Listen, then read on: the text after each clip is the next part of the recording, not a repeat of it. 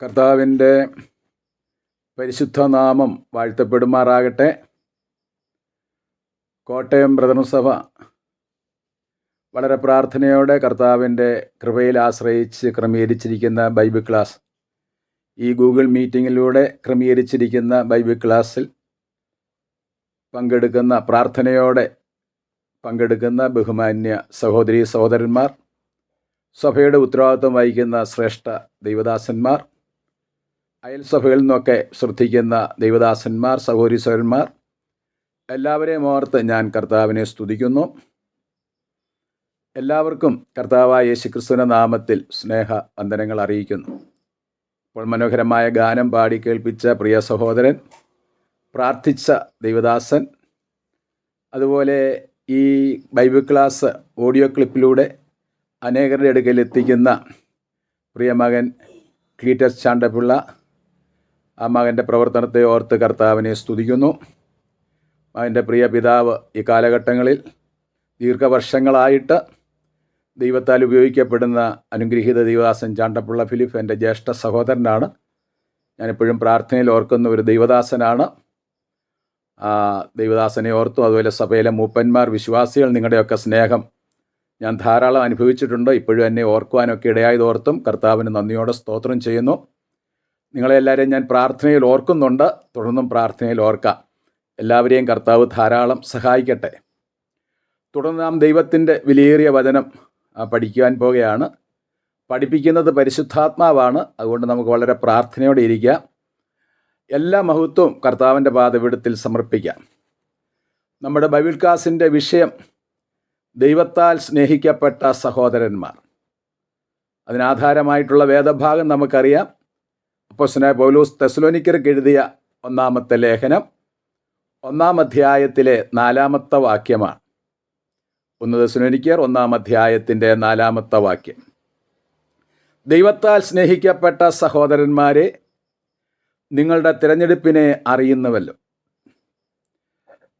ഈ വേദഭാഗം ശ്രദ്ധിച്ചാൽ അറിയാം, കർത്താവിൻ്റെ മാറ്റമില്ലാത്ത വചനത്തിൽ, സ്വർഗത്തിൽ എന്നേക്ക് സ്ഥിരമായിരിക്കുന്ന വചനത്തിൽ തെസ്സലോനിക്ക വിശ്വാസികളെക്കുറിച്ച് രേഖപ്പെടുത്തിയിരിക്കുകയാണ്. അവർ ദൈവത്താൽ സ്നേഹിക്കപ്പെട്ട സഹോദരന്മാരാണ്.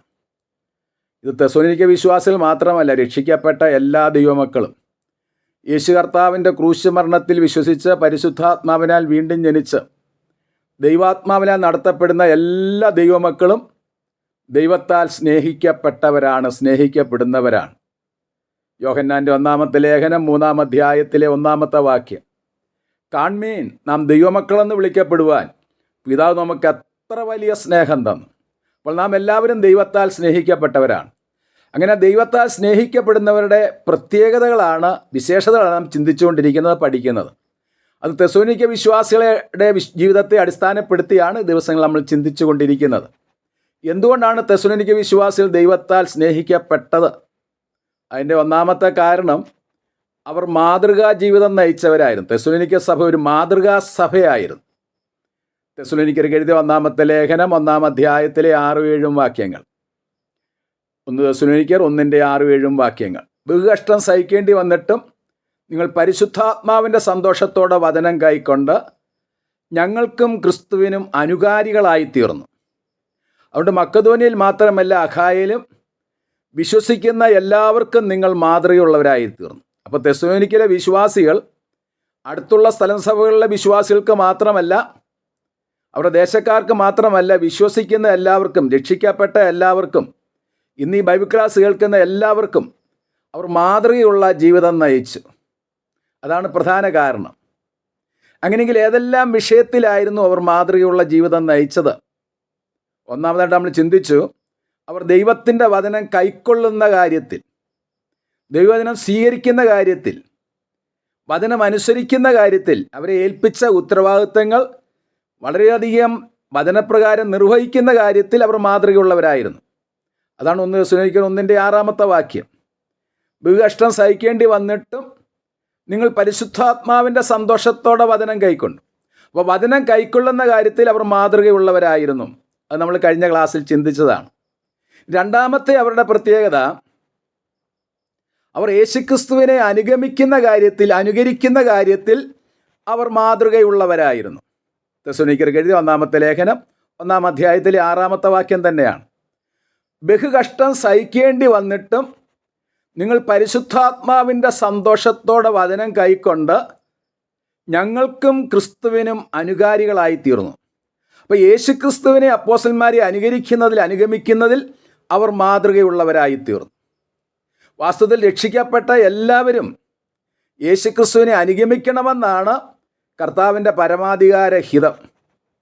കൊരിന്ത്യർക്ക് എഴുതിയ 1-ാമത്തെ ലേഖനം, അപ്പോസ്തലനായ പൗലോസ് കൊരിന്ത്യർക്ക് എഴുതിയ 1-ാമത്തെ ലേഖനം 11-ാം അധ്യായത്തിലെ 1-ാമത്തെ വാക്യം, ഞാൻ ക്രിസ്തുവിൻ്റെ അനുകാരിയായിരിക്കുന്നത് പോലെ നിങ്ങളും എൻ്റെ അനുകാരികളായി തീരുക. അപ്പോൾ അപ്പോസ്തലനായ പൗലോസ് യേശുക്രിസ്തുവിനെ അനുഗമിച്ച വിജയകരമായ ക്രിസ്തുവിനെ നയിച്ച ഒരു ദൈവദാസനായിരുന്നു. എന്തുകൊണ്ട് അപ്പോസ്തലനായ പൗലോസ് യേശുക്രിസ്തുവിനെ അനുകരിച്ചത്? അത് കർത്താവിൻ്റെ വലിയ നിർദ്ദേശമായിരുന്നു. കർത്താവിന് പൗലോസിനെക്കുറിച്ചുള്ള ഇഷ്ടമായിരുന്നു. അത് മനസ്സിലാക്കണമെങ്കിൽ അപ്പോസ്തല പ്രവൃത്തി 22-ാം അധ്യായത്തിലെ 14-ാമത്തെ വാക്യം, അപ്പോസ്തല പ്രവൃത്തി 22-ാം അധ്യായത്തിലെ 14-ാമത്തെ വാക്യം, അപ്പോൾ അവൻ എന്നോട് എന്ന് പറഞ്ഞ അനന്യാസ് പൗലോസിനോട് പറയാണ്, നമ്മുടെ പിതാക്കന്മാരുടെ ദൈവം നിന്നെ തൻ്റെ ഇഷ്ടം അറിയുവാനും നീതിമാനായനെ കാണുവാനും അവൻ്റെ വായിൽ നിന്ന് വചനം കേൾപ്പാനും നിയമിച്ചു. അപ്പോൾ പൗലോസിനെ ദൈവം മുൻ നിയമിച്ചത് ദിവസവും നീതിമാനായവനെ കാണുവാൻ, അവിടുത്തെ ഇഷ്ടം അറിയുവാൻ, അവിടുത്തെ വചനം കേൾക്കുവാൻ, അതനുസരിച്ച് ജീവിക്കുവാൻ. പൗലോസ് അങ്ങനെ അനുസരിച്ച് ജീവിച്ചത് കൊണ്ടാണ് അദ്ദേഹത്തിൻ്റെ ജീവിതത്തിൻ്റെ അവസാന നാളുകളിൽ പറഞ്ഞത്, ഞാൻ നല്ല പോർ പൊരുതു, ഓട്ടം തികച്ചു, വിശ്വാസം കാത്തു, നീതിയുടെ കിരീടം എനിക്കായിട്ട് വെച്ചിരിക്കുന്നു. അങ്ങനെ പറയാൻ കാരണം ആ വചനപ്രകാരം അദ്ദേഹം യേശുക്രിസ്തുവിനെ അനുകരിച്ചു.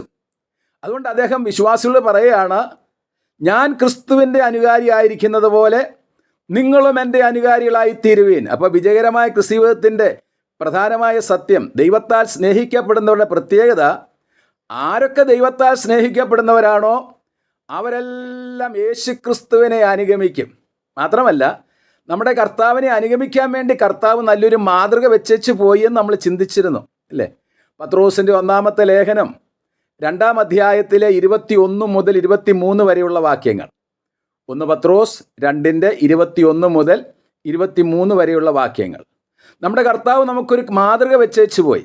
യേശുക്രിസ്തുവിൻ്റെ കാൽച്ചുവട് പിന്തുടരുവാൻ കർത്താവ് ഒരു മാതൃക വെച്ചു പോയി. എന്താണത്?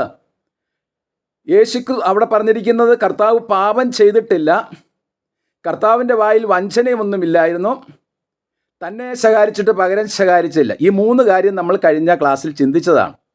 ഇനി 4-ാമത്തെ കാര്യം കർത്താവ് നമുക്ക് വെച്ചിരിക്കുന്ന മാതൃക, കഷ്ടം അനുഭവിച്ചിട്ട് ഭീഷണം പറഞ്ഞില്ല.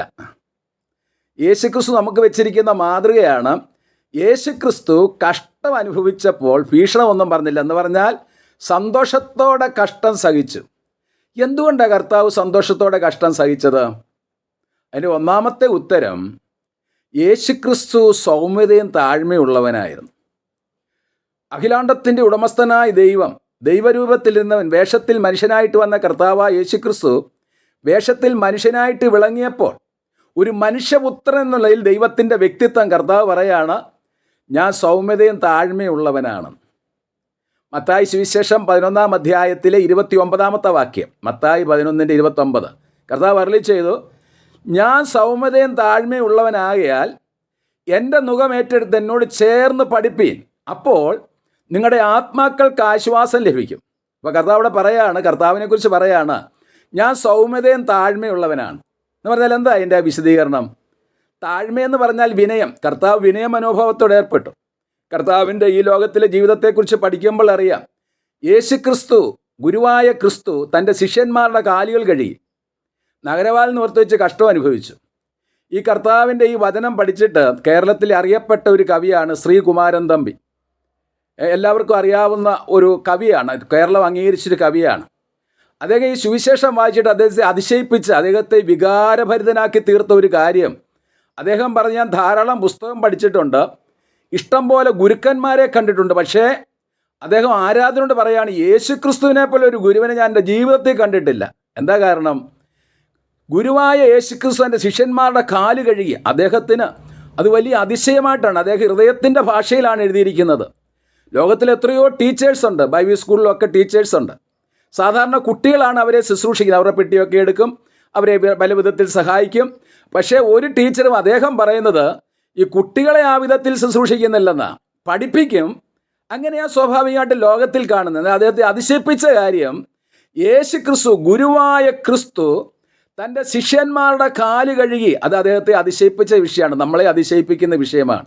കാരണം ഉന്നതനായ ദൈവം തൻ്റെ ശിഷ്യന്മാരുടെ കാലുകളെ കഴുകി. മാത്രമല്ല, നഗരവാലിൽ നിന്ന് പുറത്തുവെച്ച് കഷ്ടം സഹിച്ചു. ഇത് യേശുക്രിസ്തുവിൻ്റെ ദിവ്യ സ്വഭാവമാണ്. ഈ സ്വഭാവം യേശുക്രിസ്തുവിനെ അനുഗമിക്കുന്നവർക്കുണ്ടാകണം. ഈ സ്വഭാവം നമുക്കുണ്ടാകാൻ വേണ്ടി കർത്താവ് നമുക്ക് വേണ്ടതെല്ലാം തന്നിട്ടുമുണ്ട് കേട്ടോ. നമ്മൾ ക്രിസ്തുവിനെ അനുഗമിക്കുമ്പോൾ നമ്മൾ ഈ സ്വഭാവക്കാരായി തീരാൻ വേണ്ടി ആവശ്യമായ എല്ലാ ജീവനും ഭക്തിക്കും വേണ്ടിയത് കർത്താവ് ദാനം തന്നിട്ടുണ്ട്. പത്രോസിൻ്റെ രണ്ടാമത്തെ ലേഖനം 1-ാം അധ്യായത്തിലെ 3-4 വാക്യങ്ങൾ. പത്രോസിൻ്റെ രണ്ടാമത്തെ ലേഖനം 1-ാം അധ്യായത്തിലെ 3-4 വാക്യങ്ങൾ. തൻ്റെ മഹത്വത്താലും വീര്യത്താലും നമ്മെ വിളിച്ചവൻ്റെ പരിജ്ഞാനത്താൽ അവൻ്റെ ദിവ്യശക്തി നമ്മുടെ ജീവനും ഭക്തിക്കും വേണ്ടിയതൊക്കെയും ദാനം ചെയ്തിരിക്കുന്നു. അവയാൽ നമുക്ക് വിലയേറിയതും അതിമഹത്തായ വാഗ്ദത്തങ്ങൾ നൽകിയിരിക്കുന്നു. ഇവയാൽ നിങ്ങൾ ലോകത്തിൽ മോഹത്താലുള്ള നാശം വിട്ടൊഴിഞ്ഞിട്ട് അവൻ്റെ ദിവ്യ സ്വഭാവത്തിന് കൂട്ടാളികളായി തീരേണ്ടതിന്. കണ്ടോ? അപ്പം നമ്മൾ ഈ സ്വഭാവത്തിന് കൂട്ടാളികളായി തീരുവാൻ നമ്മുടെ ജീവനും ഭക്തിക്കും വേണ്ടിയതും എല്ലാ വാഗ്ദത്തങ്ങളും തന്നിട്ടുണ്ട്. അതുകൊണ്ട് നമ്മൾ എന്ത് ചെയ്യണം? നമ്മൾ കർത്താവിൻ്റെ മുഖം ഏറ്റെടുത്ത് അത് പഠിക്കണം, യേശുക്രിസ്തുവിനെ അനുഗമിക്കണം. നമ്മൾ ഈ ദിവ്യ സ്വഭാവമുള്ളവരായി തീരണം, താഴ്മയുള്ളവരായിരിക്കണം, സൗമ്യതയുള്ളവരായിരിക്കണം. എന്താ ഈ സൗമ്യത എന്ന് പറഞ്ഞാൽ? താഴ്മ എന്നുള്ള കാര്യം നമ്മൾ ചിന്തിച്ചു. എന്താ സൗമ്യത? പ്രതികൂല ചുറ്റുപാടുകൾ പിറുപിറുക്കാതെ അത് സഹിക്കുക. ഏത് കഷ്ടം വന്നാലും സന്തോഷത്തോടെ സഹിക്കുക. യേശുക്രിസ്തു അത് സഹിച്ചത് അത് കർത്താവിൻ്റെ വ്യക്തിത്വമാണ്. ഞാൻ സൗമ്യതയും താഴ്മയുള്ളവനായതുകൊണ്ട് ഞാനത് സഹിച്ചു. അതുപോലെ എന്നെ അനുഗമിക്കുന്നവരും എൻ്റെ മുഖമേറ്റെടുത്ത് എന്നോട് ചേർന്ന് ഇത് പഠിക്കണം. അപ്പം നമ്മൾ സൗമ്യതയും താഴ്മയുള്ളവരായി തീർന്നാൽ എന്താ അതിൻ്റെ ഫലം? അവിടെ കർത്താവ് പറയുന്നുണ്ട്, അപ്പോൾ നിങ്ങളുടെ ആത്മാക്കൾക്ക് ആശ്വാസം ലഭിക്കും. Praise the Lord. ഈ സ്വഭാവം ഒരു ദൈവവിശ്വാസിയിൽ വന്നാൽ, ദൈവത്താൽ സ്നേഹിക്കപ്പെടുന്ന ദൈവമക്കൾ വന്നാൽ, അവരുടെ ഉള്ളിൻ്റെ ഉള്ളിലൊരു ആശ്വാസം ഉണ്ടാകും. സകല ബുദ്ധിയും കവിയുന്ന ദിവ്യ സമാധാനം വേണോ? നമ്മൾ ഈ സ്വഭാവത്തിന് ഉടമസ്ഥരായി തീർന്നേ സാധിക്കത്തുള്ളൂ. അല്ലെങ്കിൽ ഉള്ളിൻ്റെ ഉള്ളിൽ ഈ ആശ്വാസം നമുക്ക് ലഭിക്കത്തില്ല. നമുക്ക് ആശ്വാസം ലഭിക്കണമെങ്കിൽ ഈ സ്വഭാവത്തിന് നമ്മൾ കൂട്ടാളികളായി തീർന്നേ മതിയാകത്തുള്ളൂ. അപ്പോസ്തലനായ പൗലോസ് ഗായോസിന് ലേഖനം എഴുതുമ്പോൾ ഇങ്ങനെ രേഖപ്പെടുത്തിയിട്ടുണ്ട്. യോഹന്നാൻ്റെ 3-ാമത്തെ ലേഖനം 3-ാമത്തെ വാക്യം, പ്രിയനെ, നിന്റെ ആത്മാവ് ശുഭമായിരിക്കുന്നത് പോലെ നീ സകലത്തിലും സുഖമായും ശുഭമായിരിക്കണം. അപ്പം ആത്മാവ് ശുഭമാകുക, ഉള്ളിൻ്റെ ഉള്ള ശുഭകരമായി തീരുക. അതിനെന്ത് ചെയ്യണം? സൗമ്യതയുള്ള താഴ്മയുള്ള യേശുക്രിസ്തുവിനെ അനുഗമിക്കണം. അങ്ങനെ അനുഗമിച്ചാൽ നമ്മുടെ ഉള്ളിൻ്റെ ഉള്ളിൽ ആശ്വാസം ലഭിക്കും. തന്നിൽ തന്നെ ആശ്വാസമുള്ളവർക്കാണ് മറ്റുള്ളവരുടെ ആശ്വാസത്തോടെ ഏർപ്പെടാൻ കഴിയുന്നത്. തന്നിൽ തന്നെ ആശ്വാസമുള്ള ഒരു ഗൃഹനാഥൻ തൻ്റെ ഭാര്യയോട് ആശ്വാസത്തോടെ ഏർപ്പെടും. തന്നിൽ തന്നെ ആശ്വാസമുള്ള ഒരു ഭാര്യ സഹോദരി തൻ്റെ ഭർത്താവിനോട് ആശ്വാസത്തോടെ ഏർപ്പെടും. അല്ലെങ്കിൽ മൂശാട്ടിയൊക്കെ ഉണ്ടാകും. ചെറിയ ചെറിയ പ്രശ്നങ്ങളും വലിയ പ്രശ്നങ്ങളും ഉണ്ടാകും. തന്നിൽ തന്നെ ആശ്വാസം ഉണ്ടെങ്കിലോ അവരുടെ വാക്കുകളൊക്കെ കൃപയോട് കൂടിയതായിരിക്കും, ഉപ്പിലാ രുചി വരുത്തിയതായിരിക്കും. സഭയിൽ തന്നെ തന്നിൽ തന്നെ ആശ്വാസമുള്ള ദൈവദാസന്മാരാണെങ്കിൽ കൂട്ടു സഹോദരന്മാരുടെ ആശ്വാസത്തോടെ കേൾക്കുന്നവർക്ക് കൃപ ലഭിക്കേണ്ടതിന് ആ ആത്മീയ വർധനയുടെ വാക്ക് പറയും. അല്ലെങ്കിലോ ദേഷ്യപ്പെട്ടിരിക്കും, ചിലപ്പോൾ ചൂടായിട്ട് സംസാരിക്കും, ചിലപ്പോൾ കുറച്ച് ദിവസം പിണങ്ങിയിരിക്കും. അങ്ങനെ ഉള്ള ഒരു പല പ്രശ്നങ്ങളുണ്ടാകും. എന്താ കാരണം? ദൈവത്തെ അനുഗമിച്ചില്ലെങ്കിൽ അവർക്ക് സമാധാനം ലഭിക്കത്തില്ല. ഇത് കർത്താവിൻ്റെ മാറ്റമില്ലാത്ത വ്യവസ്ഥയാണ്. ഞാൻ സൗമ്യതയും താഴ്മയുള്ളവനാകയാൽ എൻ്റെ മുഖമേറ്റെടുത്തോട് എന്നോട് ചേർന്ന് പഠിപ്പീൻ, അപ്പോൾ നിങ്ങളുടെ ആത്മാക്കൾക്ക് ആശ്വാസം ലഭിക്കും. എല്ലാവരോടും സമാധാനം ആചരിച്ച് ശുദ്ധീകരണം പ്രാപിക്കും. എല്ലാവരോടും സമാധാനം ആചരിക്കും. കുറച്ച് പേരോട് മാത്രം, സഭയിൽ ഇഷ്ടമുള്ളവരോട് മാത്രമല്ല, സഭയിൽ അപ്പം മുറിക്കുന്ന കടന്നു വരുന്ന എല്ലാവരോടും സമാധാനം ആചരിക്കും. ഇഷ്ടമുള്ളവരോട് മാത്രമല്ല. പിന്നെയോ ഈ ദിവ്യ സ്വഭാവത്തിന് നമ്മൾ ഉടമസ്ഥരായി തീർന്നാൽ എല്ലാവരോടും സമാധാനം ആചരിക്കും. നമ്മുടെ കുടുംബജീവിതം, സഭാജീവിതം, സാമൂഹ്യ ജീവിതം വിജയകരമായി തീരും. രണ്ടാമതായിട്ട് യേശുക്രിസ്തു എന്തുകൊണ്ടാണ് കഷ്ടം അനുഭവിച്ചിട്ട് ഭീഷണം പറയാത്തത്? എന്തുകൊണ്ടാണ് സന്തോഷത്തോടെ കഷ്ടം സഹിച്ചത്? കർത്താവിനോട് ചോദിച്ചാൽ കർത്താവ് പറയും. കർത്താവിനെ നോക്കാനാണ് അതിന് പറയുന്നത്. എബ്രായ ലേഖനം 12-ാം അധ്യായത്തിലെ 2-ാമത്തെ വാക്യം. എബ്രായ ലേഖനം 12-ാം അധ്യായത്തിലെ 2-ാമത്തെ വാക്യം. വിശ്വാസത്തിൻ്റെ നായകനും പൂർത്തി വരുത്തുന്ന യേശുവിനെ നോക്കുക. കണ്ടോ, തുടർന്ന് എന്താ വായിക്കുന്നത്? അവൻ തൻ്റെ മുമ്പിൽ വെച്ചിരുന്ന സന്തോഷം ഓർത്ത് അപമാനം അലക്ഷ്യമാക്കി ക്രൂശിനെ സഹിച്ചു. അവിടെ 3 വാക്കുകളുണ്ട്. കർത്താവ് എന്തുകൊണ്ടാണ് കഷ്ടം സന്തോഷത്തെ സഹിച്ചത്? തൻ്റെ മുമ്പിൽ വെച്ചിരുന്ന സന്തോഷം ഓർത്തു. 1. അതുകൊണ്ട് അപമാനം സഹിച്ച് ക്രൂശിനെ സഹിച്ചു, എല്ലാ കഷ്ടവും സഹിച്ചു. അതിൻ്റെ കാരണം എന്താ? കർത്താവിനോട് ചോദിച്ചാൽ പറയും, എൻ്റെ മുമ്പിലൊരു സന്തോഷമുണ്ട്. എന്താണ് ആ സന്തോഷം? അത് യെശയ്യാ പ്രവചനത്തിൽ രേഖപ്പെടുത്തിയിട്ടുണ്ട്. യെശയ്യാ പ്രവചനം 53-ാം അധ്യായത്തിലെ 11-ാമത്തെ വാക്യം. യെശയ്യാ പ്രവചനം 53-ാം അധ്യായത്തിലെ 11-ാമത്തെ വാക്യം. അവൻ തൻ്റെ പ്രയത്നഫലം കണ്ട് തൃപ്തനാകും. ഉണ്ട്. വേദപുസ്തകത്തിലെ 5-ാമത്തെ സുവിശേഷം എന്നറിയപ്പെടുന്ന യെശയ്യാ പ്രവചനത്തിൽ എഴുതിയിരിക്കുകയാണ്, നമ്മുടെ കർത്താവ് തൻ്റെ പ്രയത്നഫലം കണ്ട് തൃപ്തനാകും. എന്താ കർത്താവിൻ്റെ പ്രയത്നഫലം എന്ന് പറഞ്ഞാൽ? അത് നമുക്കറിയാം. കർത്താവ് സഭയെ സമ്പാദിച്ച വിധം ഒന്ന് ഓർത്താൽ മതി, ഇല്ലയോ? കർത്താവിൻ്റെ സഭയാണ് കർത്താവിൻ്റെ പ്രയത്നഫലം. കാരണം കർത്താവ് സ്വന്തം രക്തം കൊടുത്ത് വിലയ്ക്ക് വാങ്ങിയതാണ് സഭ. അപ്പോസ്തല പ്രവൃത്തി 20-ാം അധ്യായത്തിലെ 28-ാമത്തെ വാക്യം. അപ്പോസ്തല പ്രവൃത്തി 20-ാം അധ്യായത്തിൽ 28-ാമത്തെ വാക്യം. നിങ്ങളെ തന്നെയും താൻ സ്വന്തം രക്തത്താൽ സമ്പാദിച്ച സഭയെ മേയ്പ്പാൻ പരിശുദ്ധാത്മാവ് നിങ്ങളെ അധ്യക്ഷരാക്കി വെച്ച ആട്ടിൻകുട്ടങ്ങളെ മുഴുവനും മേയിച്ചുകൊള്ളുവിൻ. അവിടെ എഴുതിയിരിക്കുന്ന കർത്താവ് സ്വന്തം രക്തത്താൽ സമ്പാദിച്ച സഭ. ഈ വേദഭാഗം വിശ്വാസികൾ ധ്യാനിച്ചാൽ അവരുടെ ഹൃദയം സന്തോഷം കൊണ്ടും ആശ്വാസം കൊണ്ടും നിറയും. കാരണം ഏതാ സഭ? രക്ഷിക്കപ്പെട്ടവരുടെ കൂട്ടമാണ് സഭ. അപ്പോൾ എന്നെ കേൾക്കുന്ന സഹോദരീ സഹോദരന്മാരെ, നമ്മളെ ഓരോരുത്തരെയും കർത്താവ് ഓർത്തുകൊണ്ടാണ് ആ കഷ്ടമെല്ലാം കർത്താവ് അനുഭവിച്ചത്. യേശുക്രിസ്തുവിൻ്റെ ക്രൂശ് മരണത്തിൽ കർത്താവ് അനുഭവിച്ച എല്ലാ കഷ്ടങ്ങളും സഹോദര സഹോദരി നമ്മളെ ഓർത്തുകൊണ്ടായിരുന്നു. അതൊന്ന് ധ്യാനിച്ചാലോ? അതുകൊണ്ടാണ് ഒരു ഭക്തൻ ഇങ്ങനെ പാടിയത്, കാൽവറി ക്രൂശിലൻ ജീവനാഥൻ പ്രാണനാഥൻ കാൽകരവാണി തുളച്ച നേരം അവൻ എന്നെയാണെന്ന് ഓർക്കുമ്പോൾ എന്നുള്ളം കത്തുന്നു സ്നേഹത്തിൻ്റെ അഗ്നിയാൽ, സ്നേഹാഗ്നിയാൽ. ഇങ്ങനെ നമ്മുടെ ഹൃദയമൊക്കെ സ്നേഹാഗ്നിയാൽ കത്താറുണ്ടോ? അതിനെന്തോ ചെയ്യണം? ഈ ചുമ്മാതിരിക്കുന്ന സമയത്തെ ഈ ആവശ്യമില്ലാത്ത കാര്യങ്ങളൊന്നും ചിന്തിക്കാതെ ഈ കാര്യങ്ങളൊന്നും ചിന്തിച്ച് നമ്മുടെ ചിന്തകൾക്കൊരു ശിക്ഷണം കൊടുക്കണം. എൻ്റെ കർത്താവ് എന്നെ എന്തുമാത്രമാണ് സ്നേഹിച്ചത്. യേശുക്രിസ്തുവിൻ്റെ മുഖത്ത് തുപ്പലേറ്റപ്പോൾ കർത്താവ് എന്തുകൊണ്ടാണ് സഹിച്ചത്? കർത്താവ് പറയാ, എന്നെ ഓർത്താണ്. സഹോദര സഹോദരി, നിങ്ങളെ ഓർത്താണ്. പ്രിയ മകനെ മകളെ, നിങ്ങളെ ഓർത്താണ് കർത്താവ് മുഖത്ത് തുപ്പലേറ്റത്, കന്നത്തടിയേറ്റത്, കവിളത്തെ രോമം വലിച്ചു വീഴപ്പെട്ടപ്പോൾ അത് സഹിച്ചത്, തലയിൽ മുൾക്കിടം വെച്ച് കോലുകൊണ്ട് ആഞ്ഞടിക്കപ്പെട്ടപ്പോൾ അത് സഹിച്ചത്, മുതുകാഴത്തിൽ നീളത്തിൽ അടിച്ചു കീറപ്പെട്ടത് അത് സഹിച്ചത്. എന്നെ ഓർത്താണെന്നൊന്ന് ചിന്തിച്ചാൽ, ഒരു ദിവസം എത്ര മണിക്കൂർ ധ്യാനിച്ചാലും, ഒരായുസ് മുഴുവനും ധ്യാനിച്ചാലും അതിൻ്റെ മതിയുണ്ടല്ലോ, അതിൻ്റെ ആ മനോഹരത്വം അത് കൂടിക്കൂടി വരത്തേയുള്ളൂ, കുറയത്തില്ല. അപ്പോൾ യേശുക്രിസ്തു എന്തുകൊണ്ടാണ് കഷ്ടം സഹിച്ചത്? തൻ്റെ മുമ്പിൽ വെച്ചിരുന്ന സന്തോഷം, തൻ്റെ സഭയെ ഓർത്ത്, താൻ സ്വന്തം രക്തത്താൽ വിലയ്ക്ക് വാങ്ങിയ സഭയെ, വിശ്വാസികളെ ഓർത്ത് കർത്താവ് കഷ്ടം സഹിച്ചു. ഇതുപോലെ അപ്പോസ്തലന്മാരെ ശ്രദ്ധിച്ചാൽ അറിയാം അവരെങ്ങനെയാണ് കഷ്ടം സഹിച്ചത്. അവരവരുടെ മുമ്പിൽ വെച്ചിരുന്ന ഒരു വലിയ പ്രത്യാശ ഓർത്തായിരുന്നു. ഉദാഹരണത്തിന് ഈ വേദഭാഗം രേഖപ്പെടുത്തുവാൻ, തെസ്സലോനിക്ക ലേഖനം രേഖപ്പെടുത്തുവാൻ ദൈവത്താൽ ഉപയോഗിക്കപ്പെട്ട പൗലോസ്, ഒരു ദൈവദാസൻ പറഞ്ഞിരിക്കുന്നത് എൻ്റെ വാക്കല്ല, ലോകം കണ്ടതിൽ വെച്ച് ഏറ്റവും വലിയ ക്രിസ്ത്യാനിയാണ് പൗലോസ് എന്നാണ് പറയുന്നത്. കാരണം പൗലോസ് കർത്താവിൻ്റെ നാമത്തിൽ ഇഷ്ടം പോലെ കഷ്ടം സഹിച്ചു, സന്തോഷത്തോടെ സഹിച്ചു. എന്തുകൊണ്ടാണ് സഹിച്ചത്? തീത്തോസ് ലേഖനം 2-ാം അധ്യായത്തിൻ്റെ 12-ാമത്തെ വാക്യത്തിൽ അദ്ദേഹം ഇങ്ങനെ രേഖപ്പെടുത്തിയിട്ടുണ്ട്.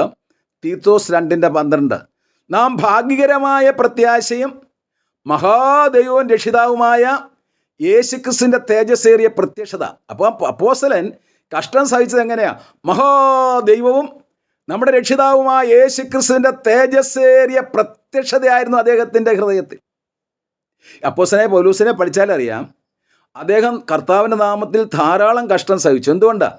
പൗലോസിനെ കുറിച്ചുള്ള കർത്താവിൻ്റെ ഇഷ്ടം അതായിരുന്നു. അതിനെക്കുറിച്ച് പഠിക്കണമെങ്കിൽ അപ്പോസ്തല പ്രവൃത്തി 9-ാം അധ്യായത്തിലെ 15ഉം 16ഉം വാക്യങ്ങളൊന്ന് നോക്കിയേ. അപ്പോസ്തല പ്രവൃത്തി 9-ാം അധ്യായത്തിലെ 15ഉം 16ഉം വാക്യങ്ങൾ.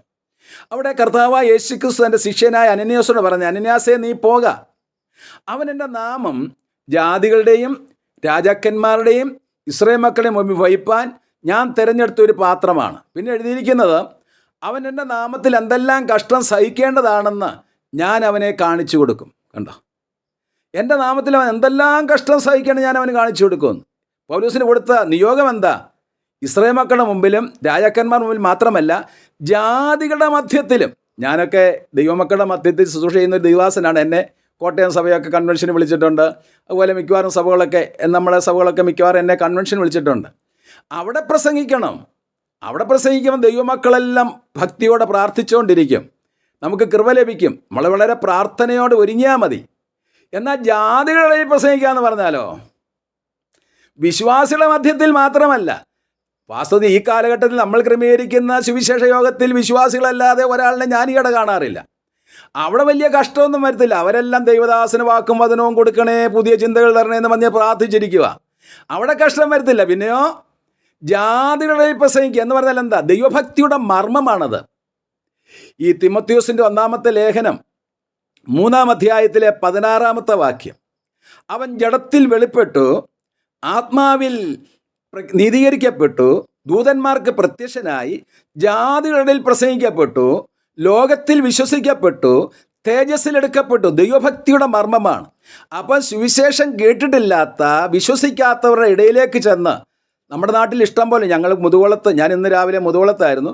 മുതുകുളത്ത് ഒരു പഞ്ചായത്തിൽ ഒരൊറ്റ വിശ്വാസിയില്ല. അവിടെ ഒരു പാസ്റ്റർ മാത്രം, ഒരു പാവം പാസ്റ്റർ മാത്രം താമസിക്കുകയാണ്.